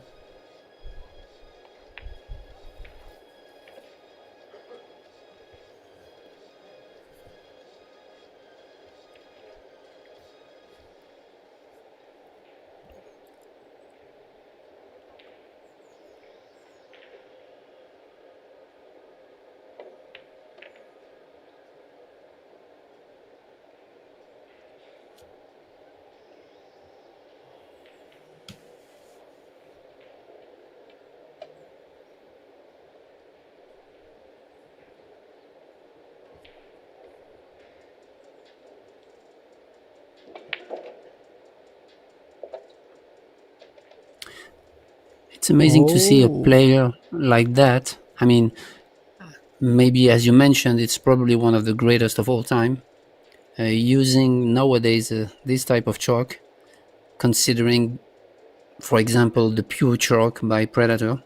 Those new chalks are really amazing. They are not leaving marks on balls and stuff. And he's not using it, and actually those chalks that he's using are leaving marks on balls and dust on cloth, and it's crazy to see him using that type of chalk, but maybe he likes the way it plays, actually. I don't know. Well, I can imagine from when I was younger, I used to play with the same chalk, and I know from the experience that not all of these chalks are the same.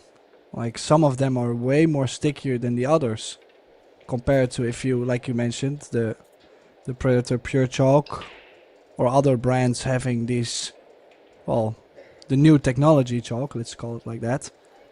I feel like also every cube is the same, so you just basically know what you're using. It's always the same result. Yeah, definitely. Oh, it's not gonna be happy there. Was trying to play the kick and stick, but did not dig under the ball enough.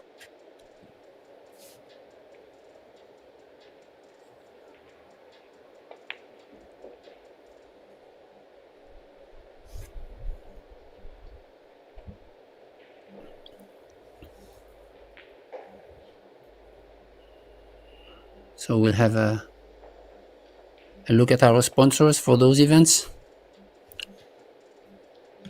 We have Little Master, we have Yalin, Box Billiards, Kamui, Samsung TV Plus, Pro Billiard TV, the WPA, and of course the Predator Group. And it's all Predator equipment, the tables, the new arc tables, which plays really great, the aerial rack, the bridges, the Arcadia Reserve Cloth, and the Arcos 2 balls.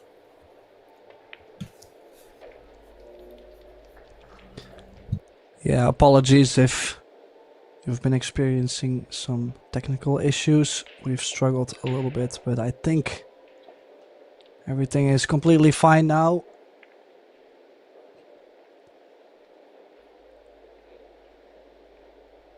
Also, I gotta say, interesting, Shane known to be one of the best breakers from the center of the table. Also now breaking from the side rail, so he's trying to... Well, he's trying to change his way of breaking, basically because of the format.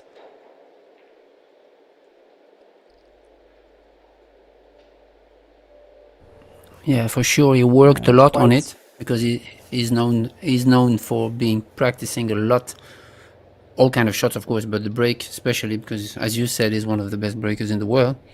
So he finds some kind of way to break from the side, try to make the one, and for sure he studied it before.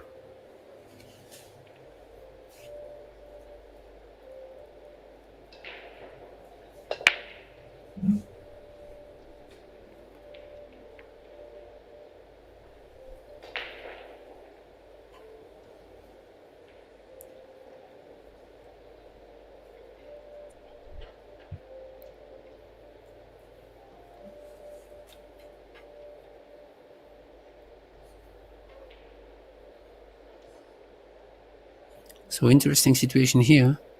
Always interesting situation when we're talking about push-outs. You don't want to leave something too hard because your opponent will get it back, but you don't want to leave something too easy in front of players like SVB, of course. So this is tricky. Oh, and he didn't even get out of his chair. He gave it back.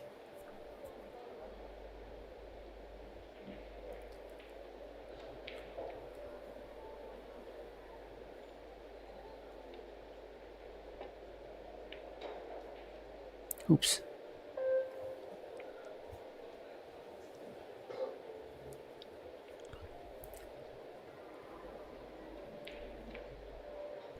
So he hit the 10 ball before hitting the 2 ball, so that's a foul. SVB got ball in hand. It's a great opportunity to try to open things up. I think he's going to open the 8-6 and still manage to reach the 3. Gently, like that. Oh, don't think he's gonna be happy. 2 reasons. The 6 might not go by the 10. And the 8. Pretty close to the worst position on the pool table, I would say. Yeah, a little bit careless on this first shot with ball in hand, but that happens sometimes. We also witnessed an unexpected miss on the previous rack on the 9 ball.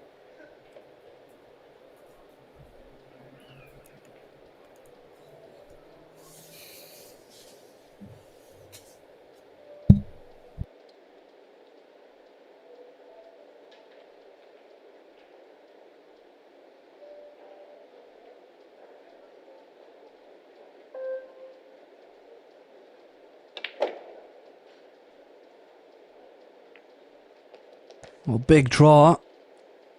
Decided to go all in and open it up. Not the best result could have gotten there. Will be quite decent safety though. Just a thin contact on the 6.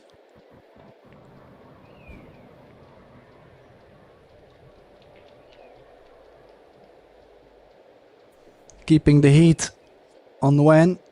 Of course, Shane missed the 9 ball last rack.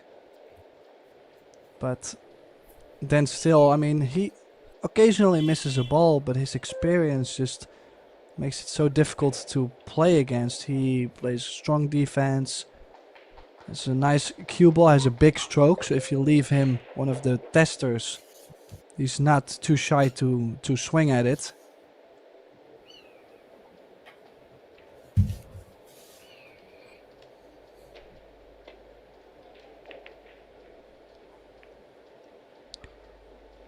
Well, not really a horrible hit there, but sold out the 6, pushed the 8 off the rail.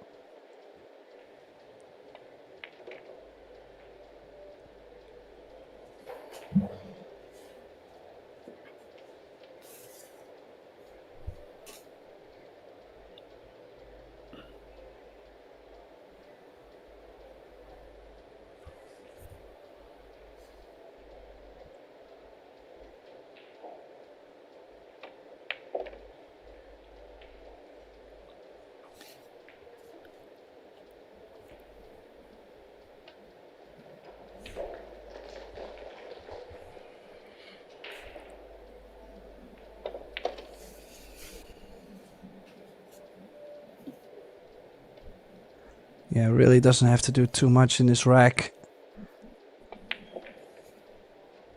Also not too much for us to talk about. He's looking quite loose there. Ben? Yeah, except that mistake on the 9 ball in the previous rack. He had the opportunity to take the previous rack also. But still, yeah. He entered the match the right way and got the job done. He might have blinked. He might have blinked on the 9, but overall, he's looking the same way as I usually see him. I mean, doesn't really look any different. Nice pace around the table. So it is Van Yeah, he's Boening probably taking the one of lead, the players in the 2-1. field. He's probably one of the players in the field that have played most tournament in his life, in his professional pool player life. I mean, it's been maybe 30 years or 25 years that he's on the tour. So he has such a great experience of those moments, those first rounds, those crown also, because he's won so many major titles.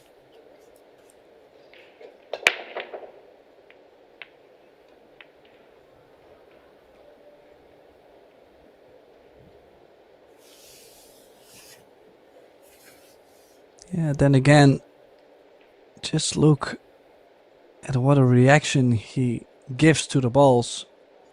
Solid hit. Big impact. Made one on the break and does have... Oh, he doesn't have something aggressive on the 1. He's called it in the right side pocket just in case. But I'm sure he's looking to stick the cue ball behind the 3 or maybe the 5.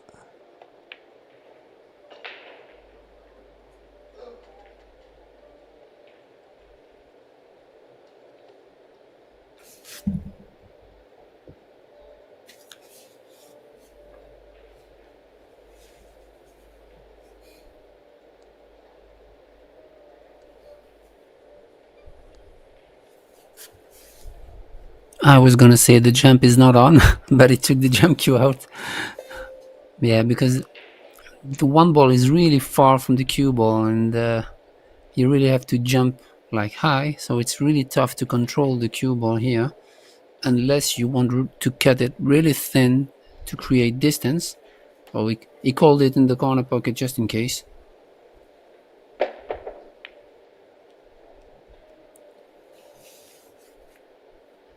Oh, decent hit, but he's left a straight in on the one. Like I mentioned, it's sometimes so tough to play, for example, a player of Shane's caliber, because you feel like the only thing you're doing is kicking, jumping. Like you're actually trying to finally get a shot. Imagine. Now suddenly you're playing someone else, a different round, and you get like chance after chance after chance. It's so different. Different dynamic to the match, or to your own rhythm around the table.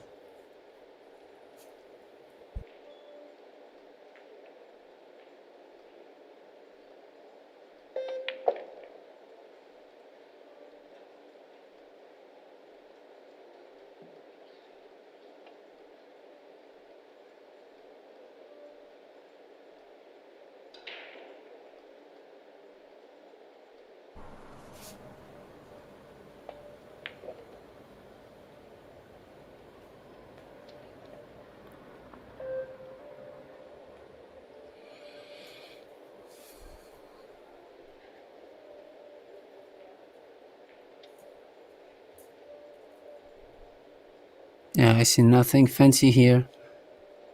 Everything's quite connected. Maybe interesting to see what does he choose from the 6 to the 7, but probably the 7 in the bottom left and the 8 ball on the side. Not too much to do here.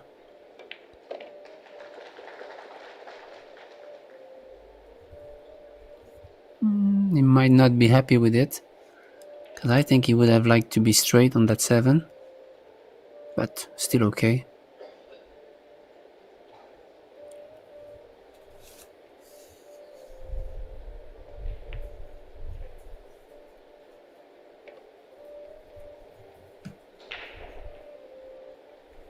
He even killed it too good, actually. Yeah, you could see the little nod of his head, not happy. Managed to not run This into is a the good 10. shot. Straight in on the 9. This is to get on the hill first for Mr. Van Boening.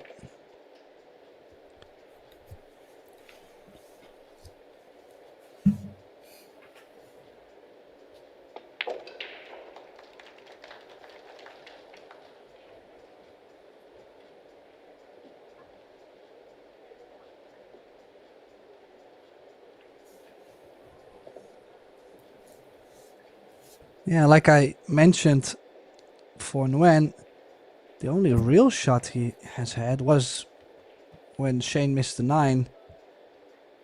But overall, I kind of feel like there's really not that much he could have done in this scoreline. Yeah, differences could have been in the way that he kicked at that one ball. Like he kicked the low side of the one ball and scratched. That's all I remember. But yeah, definitely SVB is playing solid his first round, so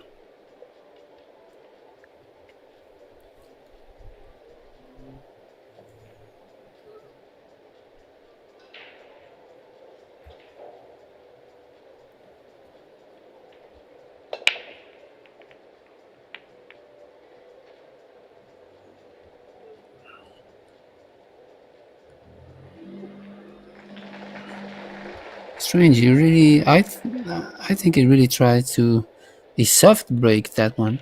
Also, the rack wasn't that good, but Well, he looked to Strange. be quite on the side of the one. He was very thin on the one ball, don't forget. Yeah.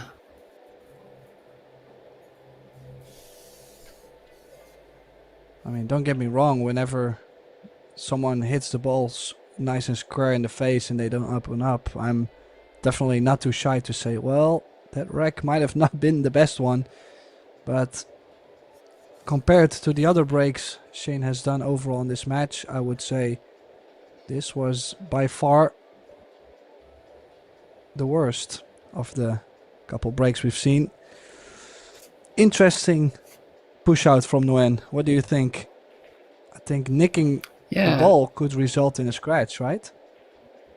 Yeah, it's really tough because you have to really shave the one to avoid the bottom right corner pocket, and I wouldn't be surprised that he would give it back. Yeah, because this is really a tough Well, spot here. I do see a shot here to play the 1 off the 10 in the corner. 1 off the 10 in the corner, and then possibly a safety on the 2. Yeah, it's tough to say how much he sees from the one, but actually the shot you called was on, maybe. Well, actually, the way he's played it, the one was tracking towards the corner. It's just the cue ball bumping the one ball out of the way. Shane now going all in, making the 1, looking to push the 4 out. Cue ball runs into the 7. Yeah, nicely spotted from Shane there. Knew that if he made the ball, it was exactly going to open up to where things couldn't really go wrong.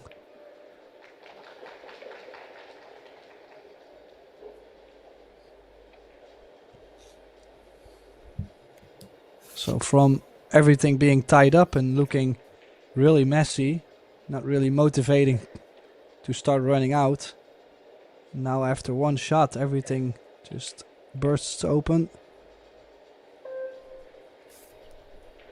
Yeah, he took tried to that shot ease on the off one some ball with angle. authority.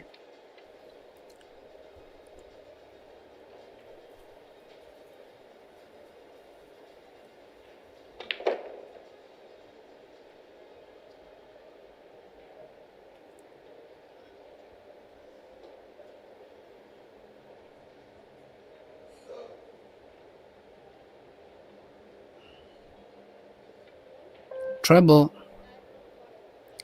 He really wanted to go 3 rails, like smashing the 5 ball, but something happened. Maybe he didn't hit it high enough or not enough speed or English. So we called the 9 ball combination now. Oh, that's quite aggressive. Wow, nice shot there. Good shot, yeah. I mean, it was quite off angle. And he still has a shape on the 6, so it gives him a chance to close out the set. I think most of the players probably would have opted to nick the 6 and play safe, while he's still shooting to win the set, and that's a big difference to me.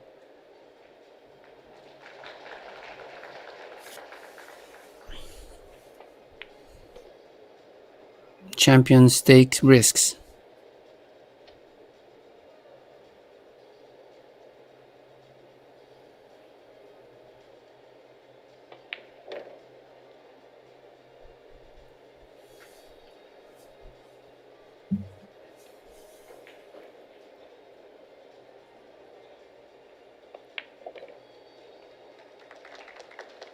And there it is. So it is Shane van Boening who captures the first set, 4-1 over Tuan Nguyen. Don't really think Tuan had that many opportunities, to be honest. It was either a very awkward shot, for example, what he's played the 1 off the 10. In the one game he did win, he only pocketed 2 balls, so it's also very easy to lose the feeling in the chair, right, Ben? Yeah, definitely. It's tough. when you play such a monster and you don't get a shot, or only tough situations and tricky push outs and kicks, and you really have to be also a monster to turn the momentum into your favor. Have to be breaking good, have to do everything really good and perfect to challenge this guy. Yeah, so I'm assuming Nguyen went for a little break, possibly trying to slow Shane down a bit and motivate himself. So I'm gonna take a little break as well and try to motivate myself to be even better in this second set. We'll be back very shortly.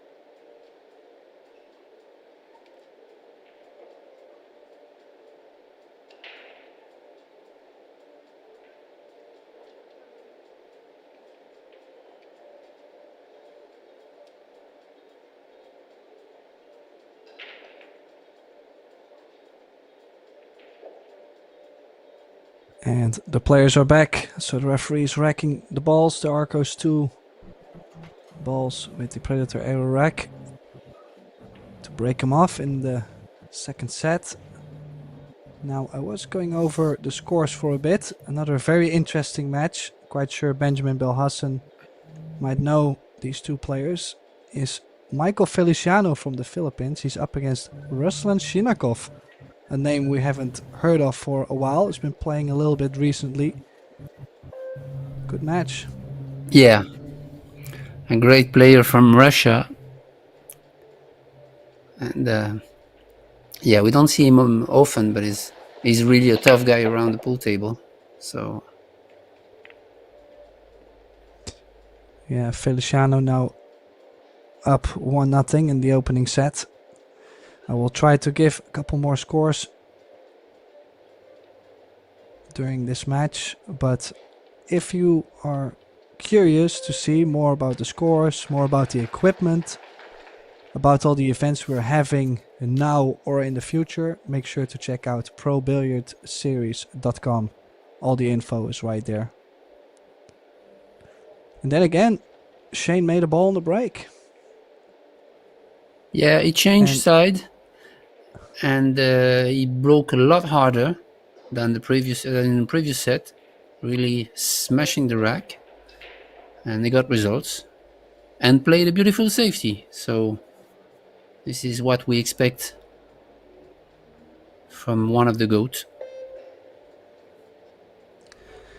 yeah, I kind of feel like Shane is trying to torture his opponent here, because this safety is just brutal. How often do you stick the ball behind the 9 and you still leave like a 1-rail kick either way? Left or right long rail. Has to go 2 rails. Pockets the cue ball. And it's again Shane back at the table. I think this is so far the story of the match. Yeah, but the way you could turn the momentum into your favor is playing that kind of kick that he had, even if it's a tough shot, but like maybe more in control and try to reach the 3rd rail before. Maybe even he could have made it. So that's the kind of shot you need to turn the momentum and to switch the rack into your favor. Unless if you give ball in hand, then the momentum is gonna keep going for SVB, and you have no chance.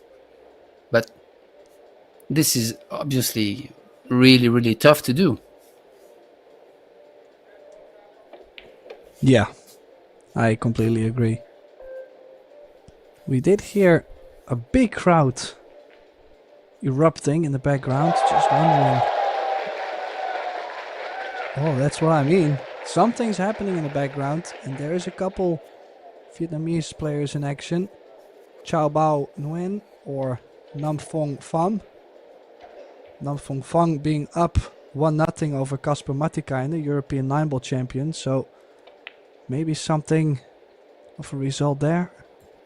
We will find out very shortly. Also on the side, earlier on, Jonas Suto beating Fedor Gorst 2-0 in straight sets. So some early surprises.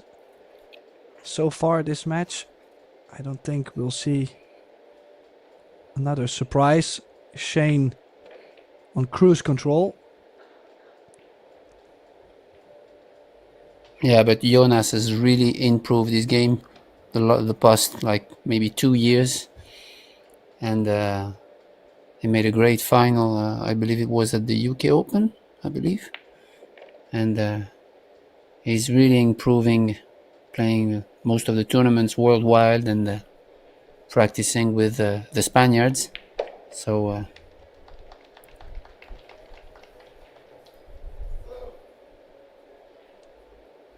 it's not really a surprise.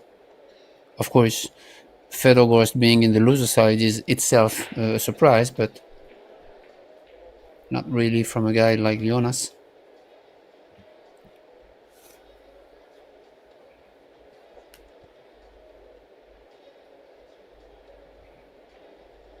Yeah, in the meantime, Shane already ran out. It's now up 1-0 on the other TV table. I forgot to mention one more Vietnamese player, possibly one of the most known, and I forgot. Well, there's 2, but this one is the most known internationally. Is Huang Sao, Wang Guok Duong. And I heard, well, I can see actually the live score. I did not hear that. He's now up 3-1 over Marco Spitsky from Germany.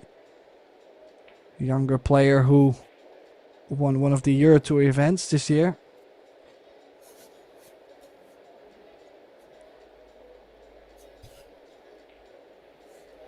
quite a big change happening in pool right now. I feel like a lot of new players are storming the tour. And the first dry break for Van Boening. And still a couple balls getting very close to the pocket. Just barely missed the one.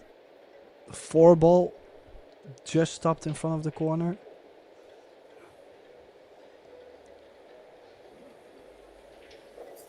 And I gotta feel a little bit for Nguyen here because he really... It's not like he gets a nice shot on the 1 ball after the break. He's been kicking or jumping all over this match. Yeah, and this is really, he's kicking at this ball, but I think he also had the opportunity to push out here, not leaving, not kicking at that ball, because that kick was really tricky. Yeah, I think he did play the kick with a little bit of a conservative thought, knowing that the 4 is blocking the 1. Sure, Shane could go for a difficult off-angle combination, or I kind of like to play the 1 to bank the 1 ball 2 rails into the 2 and the 10. Try to stick the cue ball with the 3 ball, the red 3 ball just next to it. Yeah, absolutely. Yeah, I like that. That's why I was saying that you can't attempt to kick at the ball like he did, even if the pocket was blocked by the 4 ball.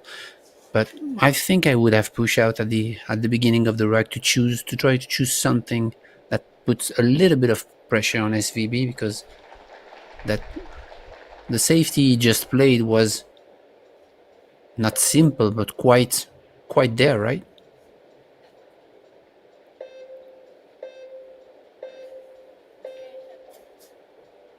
And now he's in big trouble. It's so if he had kicked it and the cue ball would be close. Oh no! If the cue ball would have been closer to the 8, maybe we would have been ecstatic. I mean, you just don't know. It's a difficult option, I feel like. Yeah. But then again, Nguyen losing the safety battle. Shane ball in hand. Just wondering, is he going to play for a 5-8 combination? The orange 5 being a little bit of a tricky position, I think.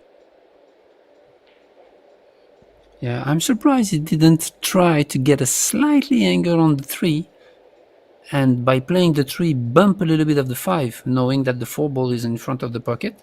He didn't even watch the line of the 3. Maybe he could have tried something, just in case. Well, that's the thing also. He's cruising quite a bit, so I think he's more going off instincts right now than really making a path.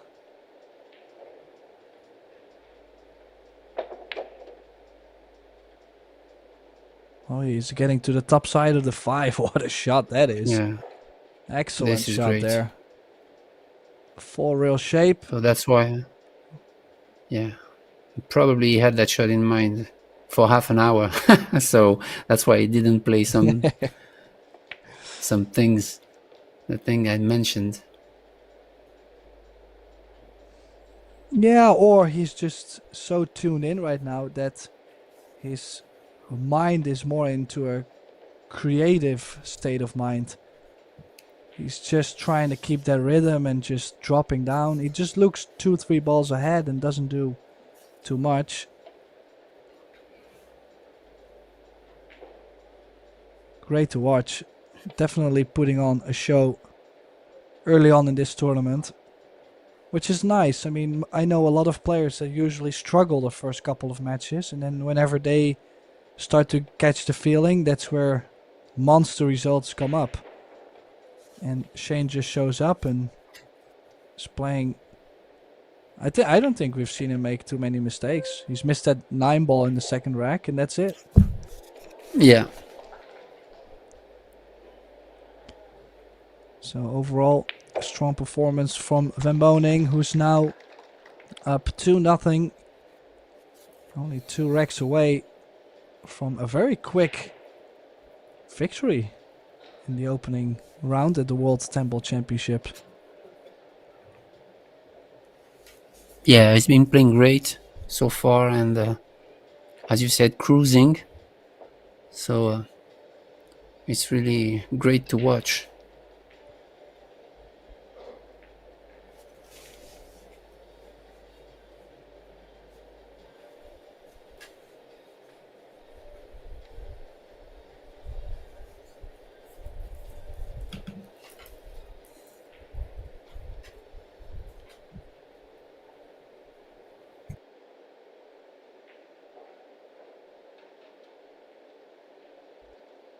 Now, I still have to give credits, of course, to the last Vietnamese player in the field I haven't mentioned. Of course, it's not fair to that one player to not being mentioned.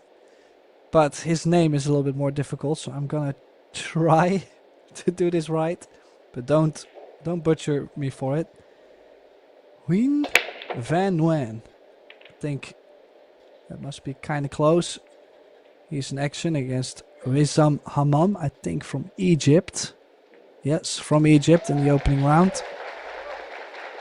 So there is some Vietnamese hopes in the tournament.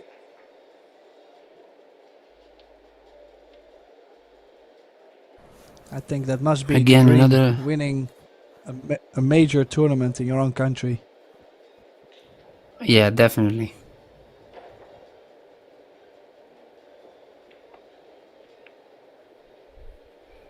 Again, another monster break from SVB. And yeah, I don't think the one ball is open. I don't think he can see the left edge of the one to make it. So he has to figure out a solid safety to put pressure on SVB. Kind of bank the one ball towards the 9 and put the cue ball frozen on the long rail. But it's tough. Or maybe he sees it, maybe he can make it, I don't know. From there it's tough to judge. That's a good shot.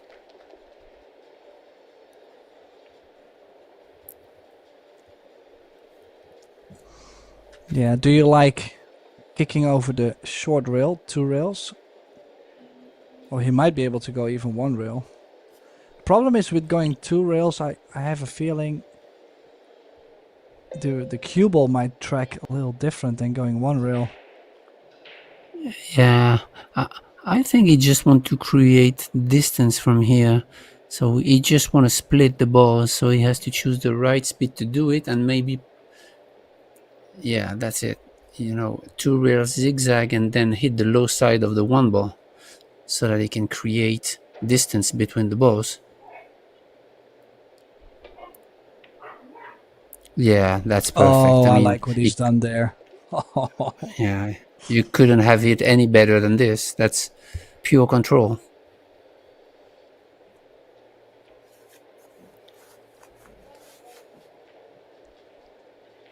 Yeah, not just choosing to kick that 2 rails, but also trying to hit the right side, knowing that it's gonna separate the balls.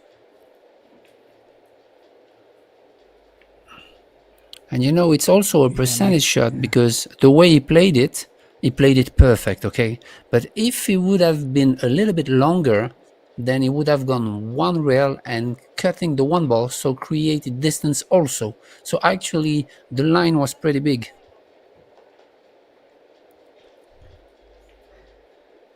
Yeah, I agree. Yeah, to execute, it was a pretty alright shot to play.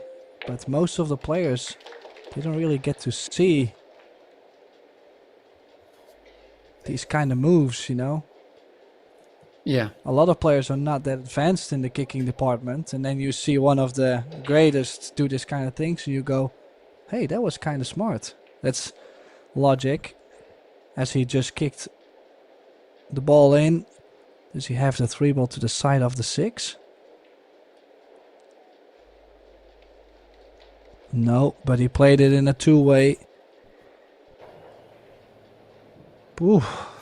You might have to spin Yeah, around the that's 10. tough. Yeah, but I don't know if just the contacting the 3 of the 6 just make the 3 automatic. I mean, as long as he make contact with the 3 would go in, maybe. I don't know. We're gonna see.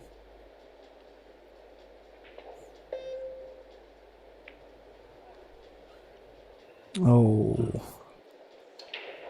Yeah, missed it. Yeah, Yeah, that was indeed. tough, but Touching the 3 ball yeah. would have made it. Yeah.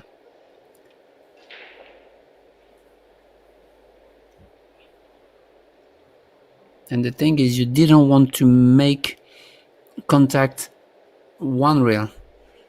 So you want to miss it by putting too much of an English, so that the cue ball, if it goes too wide, goes short and then long and then to the 3 ball. But of course, it's easier said than done.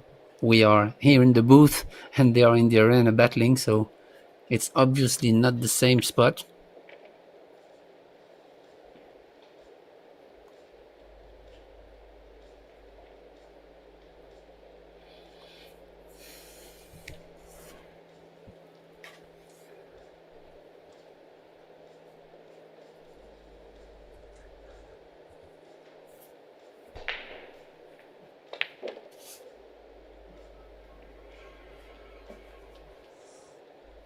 A little bit of a rub on the 7.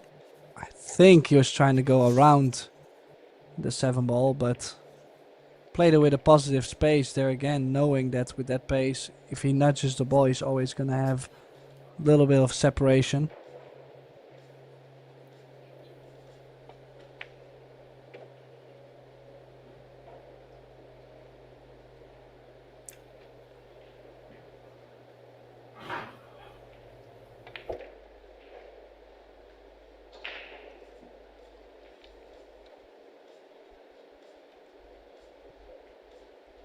Looks like everything is under control now, and he'll be breaking to win that match in the next rack.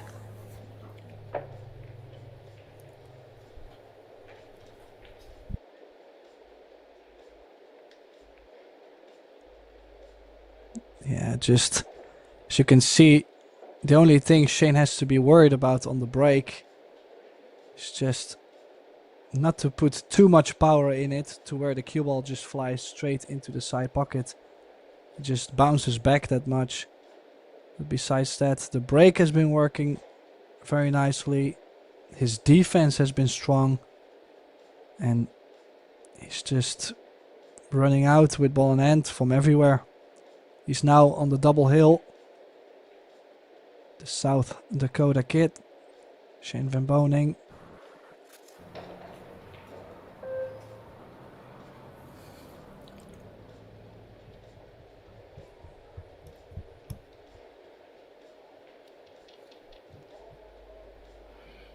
Yeah, it's really difficult to counter such a monster.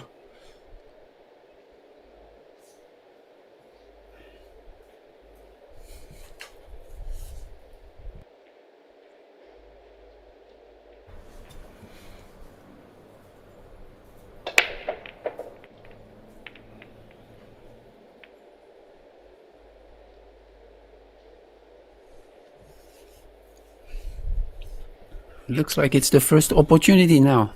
Open opportunity, open shot on the 1, 2 ball is hanging, 3 on the side, so good start. So let's see this man in action.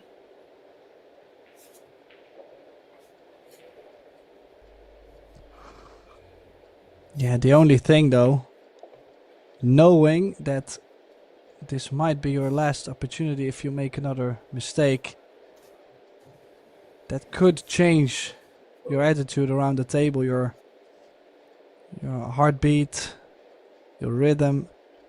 Has to land very well on this 3 ball to get to that 4. Small window of position for the 4 ball.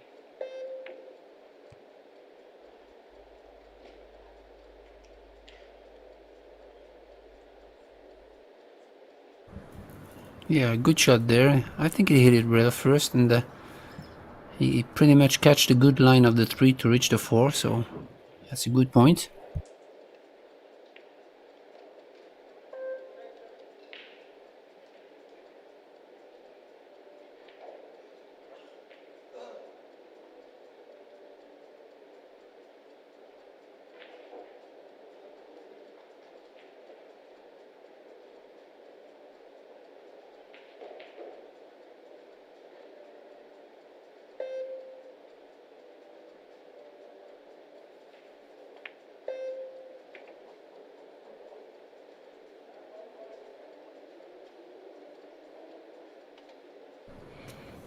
Now the crucial part of the rack, which is the 5, 6, 7. So you really want to make sure you make the 5 and get a right angle on the 6 between the window of 8 and 10.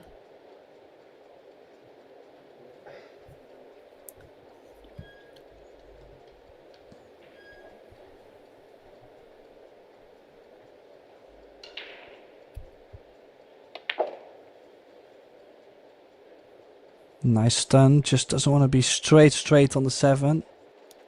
Does have a slight angle to get the cue ball back off the rail. That straight would kind of push you into taking on a longer 8 ball. More difficult shot. Now, a nice chance here. Actually, must be feeling great to be able to hit a couple balls.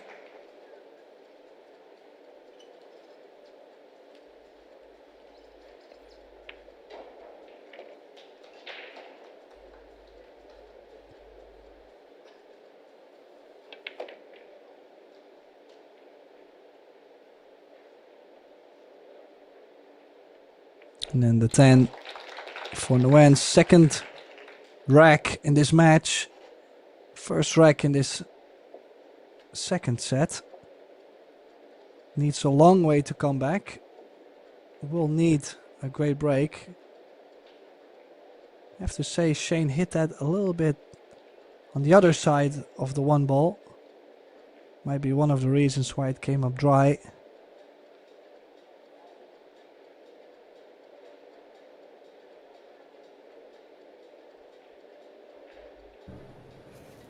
Yeah, but he got away with his first opportunity, I would say open opportunity of the match. Exactly the same in the first set. He got an opportunity, and because SVB missed at 9. So, as you said, nothing really bad from this guy so far.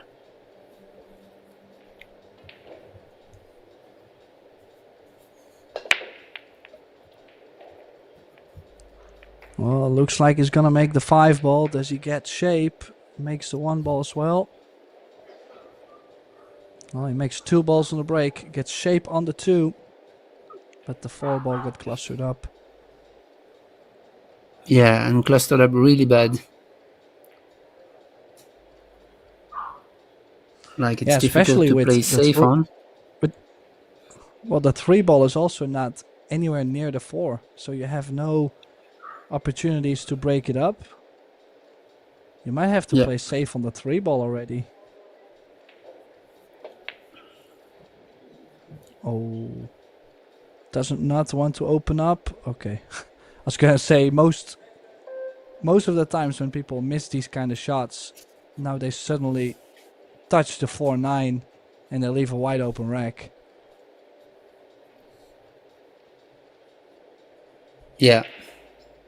Got a little bit of a roll here. Jump cue is out.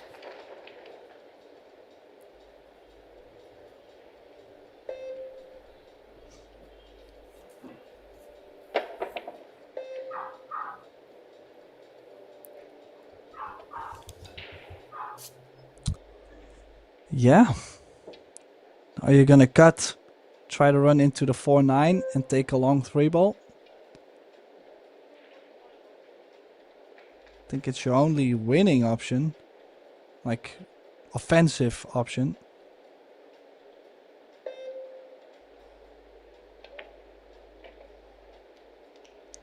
has not done that. Oh, he might be behind the 8. That could be even worse. If you give ball in hand to Shane on this 3 ball, that will give him bigger percentages to open up the 4-9.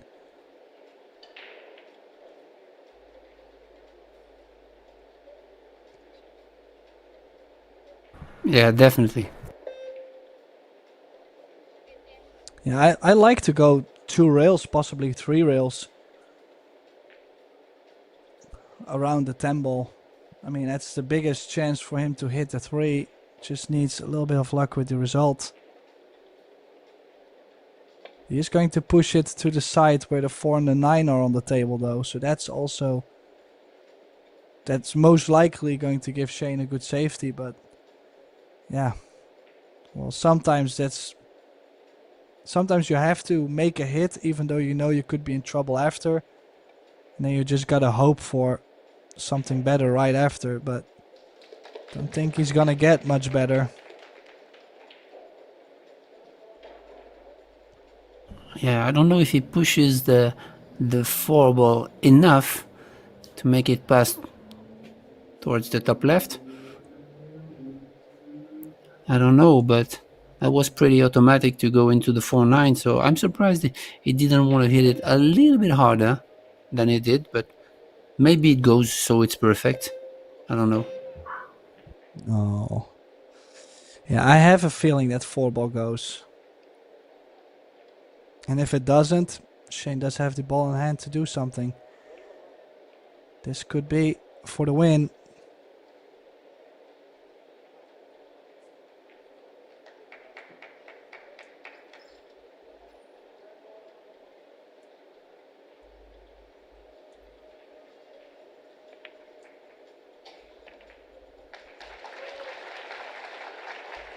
Well, that means the 4 ball must go.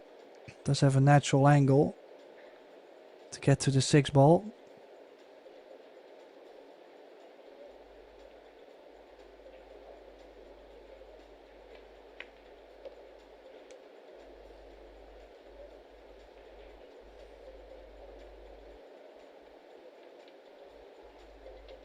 Did he get straight in on the 6? Yeah, ooh. Has to draw the cue ball to the short side of the 7, but watch the scratch. Watch that cue ball. How's the pace? How's the pace? I don't think he's there. No.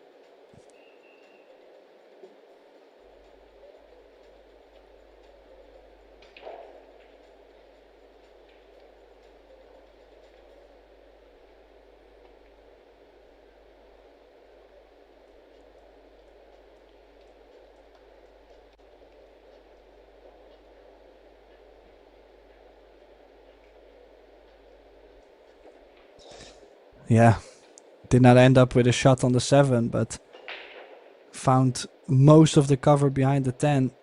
Makes no sense almost to play over the left side of the 7 ball.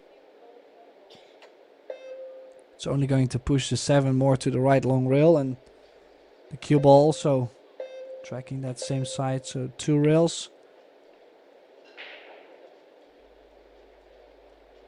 Yeah, I don't mind actually the shot he's played. A slight bit of overcut. That's how the 7 hits the 10, but if he caught it full, a lot of good things could have happened.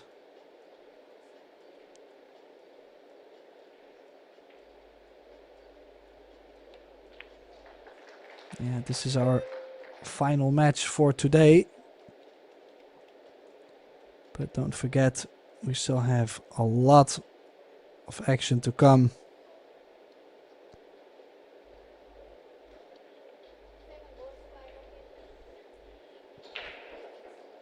I believe we have like 3 or 4 weeks in a row of action on Pro Billiard TV. All the events in Vietnam. Oh, this is a very sweet return.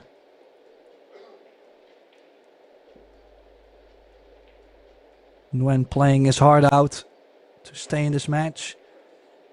I was going to mention, of course, all the events here in Vietnam. Then we will have the European Championships and the Euro Tour, or the Euro Tour, and then followed by the European Championships, seniors and ladies.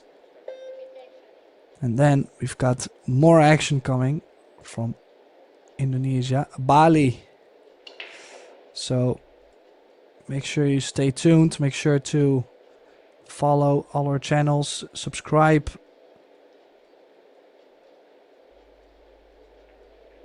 You don't want to miss out on the best players in the world battling each other, right?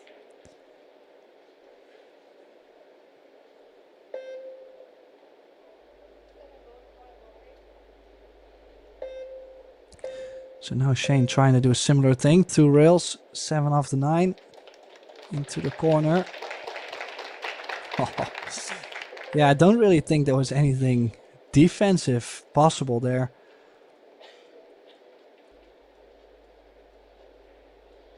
Still, I mean, he had to go for a shot even though he knew he was not going to be able to run out from there. But it gives him a good chance to bank the 8 ball straight down and get cover and still manage to win the match. Oh, slightly thin. But this is a long shot. Testing for the cueing. I mean, it's long. You got to do something with the cue ball. Either a little bit of inside spin or to go 2 rails.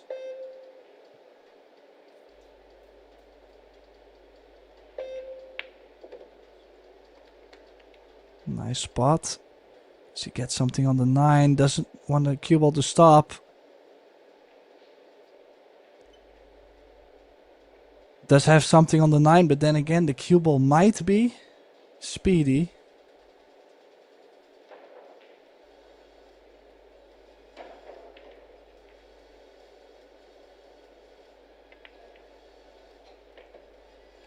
That's why he chose to run into the 10, and he's got the 10 ball.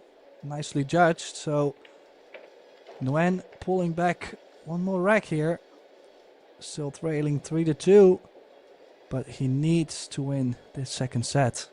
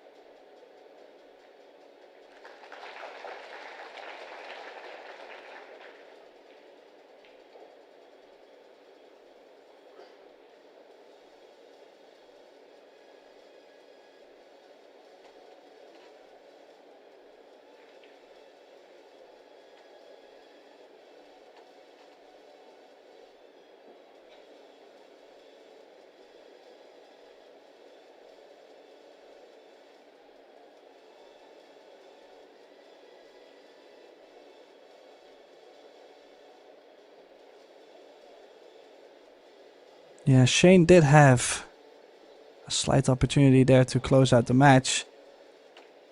Possibly one of the not so many mistakes he's made in 2 sets.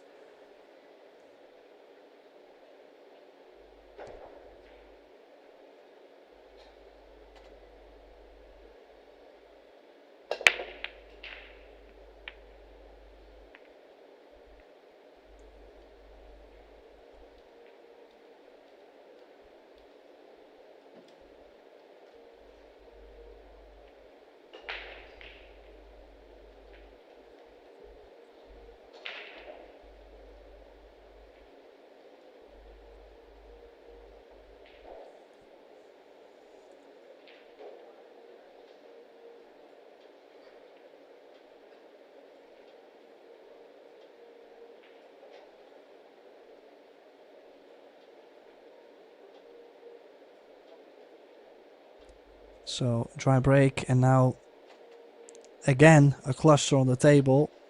don't believe the 2-ball is open to make in the same corner as where he's shooting the 1. So he was trying to either catch just that slight piece of the 8, or well, he played at such a pace that he was always able to play a safety right after. So expecting to bring the cue ball probably back to where he is now. Could be using just the 8 in between or the 3-ball in between. Don't think he could make more distance with the 2-ball.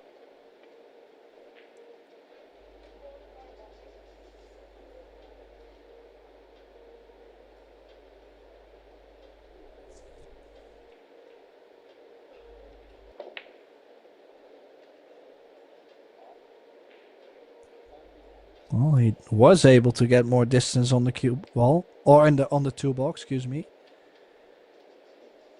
Ooh, this is tough, tough, tough. Does he at least have a smidge of the 2-ball to hit? Cut the paint of it. No.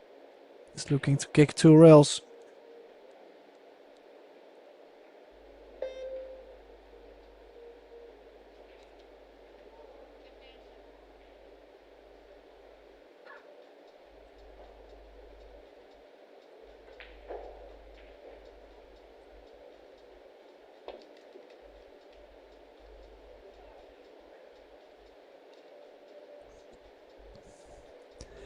Yeah, just then again, barely missed it, but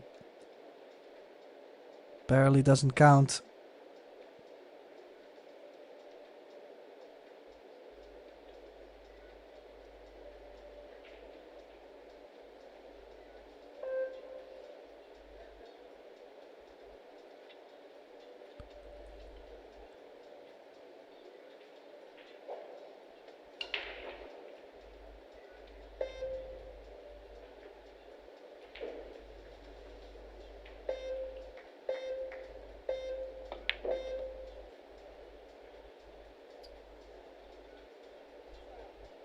Oi, oi, oi. Wow.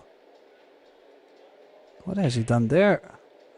I was actually expecting him maybe to play the 2, nudge the 6 or the 5 and still shove the cue ball up to the 3-ball. He went 2 rails forward and just, I guess, didn't feel the table at all. A very rare scratch from Van Boening. Gotta be careful though. Before he knows it, things could be 3 each. Does that 5-ball go to the bottom left? That is the big question.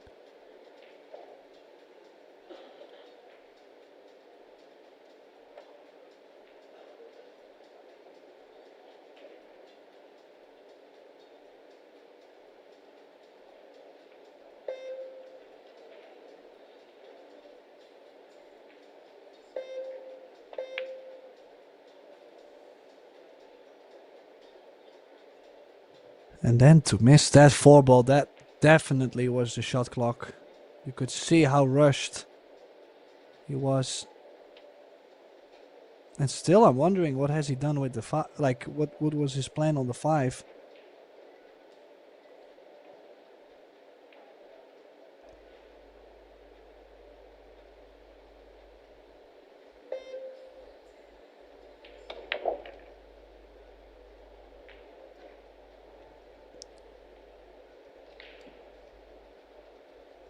Well, not ideal shape, but he managed to get a shot on the 5-ball. More trouble still though. I mean, to get from the 6 to the 7 is also not a gimme. Might have to play, well, he could play either corner, but could also play to the corner and nudge the 7 off the rail to the top right. Or is he going to nudge the 7 here? Could play for a bank, cross side on the 7-ball.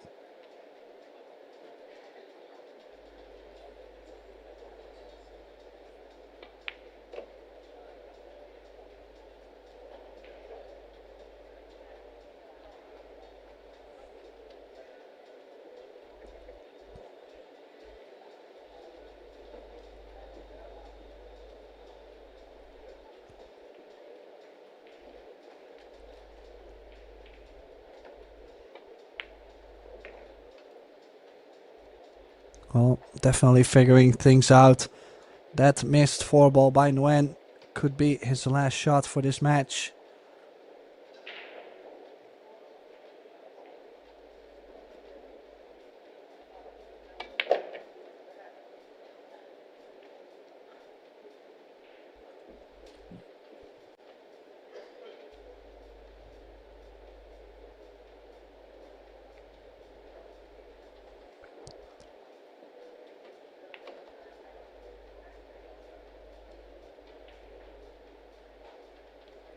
And there it is.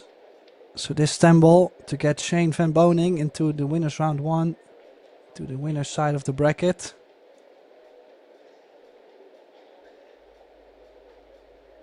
He will be facing Alex Kazakis from Greece.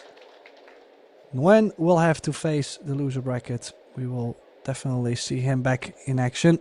So thank you all for tuning in with us. Benjamin Bell Hassan and Tim de Ruiter in the booth. And we would love to see you back tomorrow morning, because we still have plenty more of action to come from the WPA Men's 10-ball World Championship and the Saigon Women's 9-ball Open. Thank you, have a good night, and we'll see you tomorrow.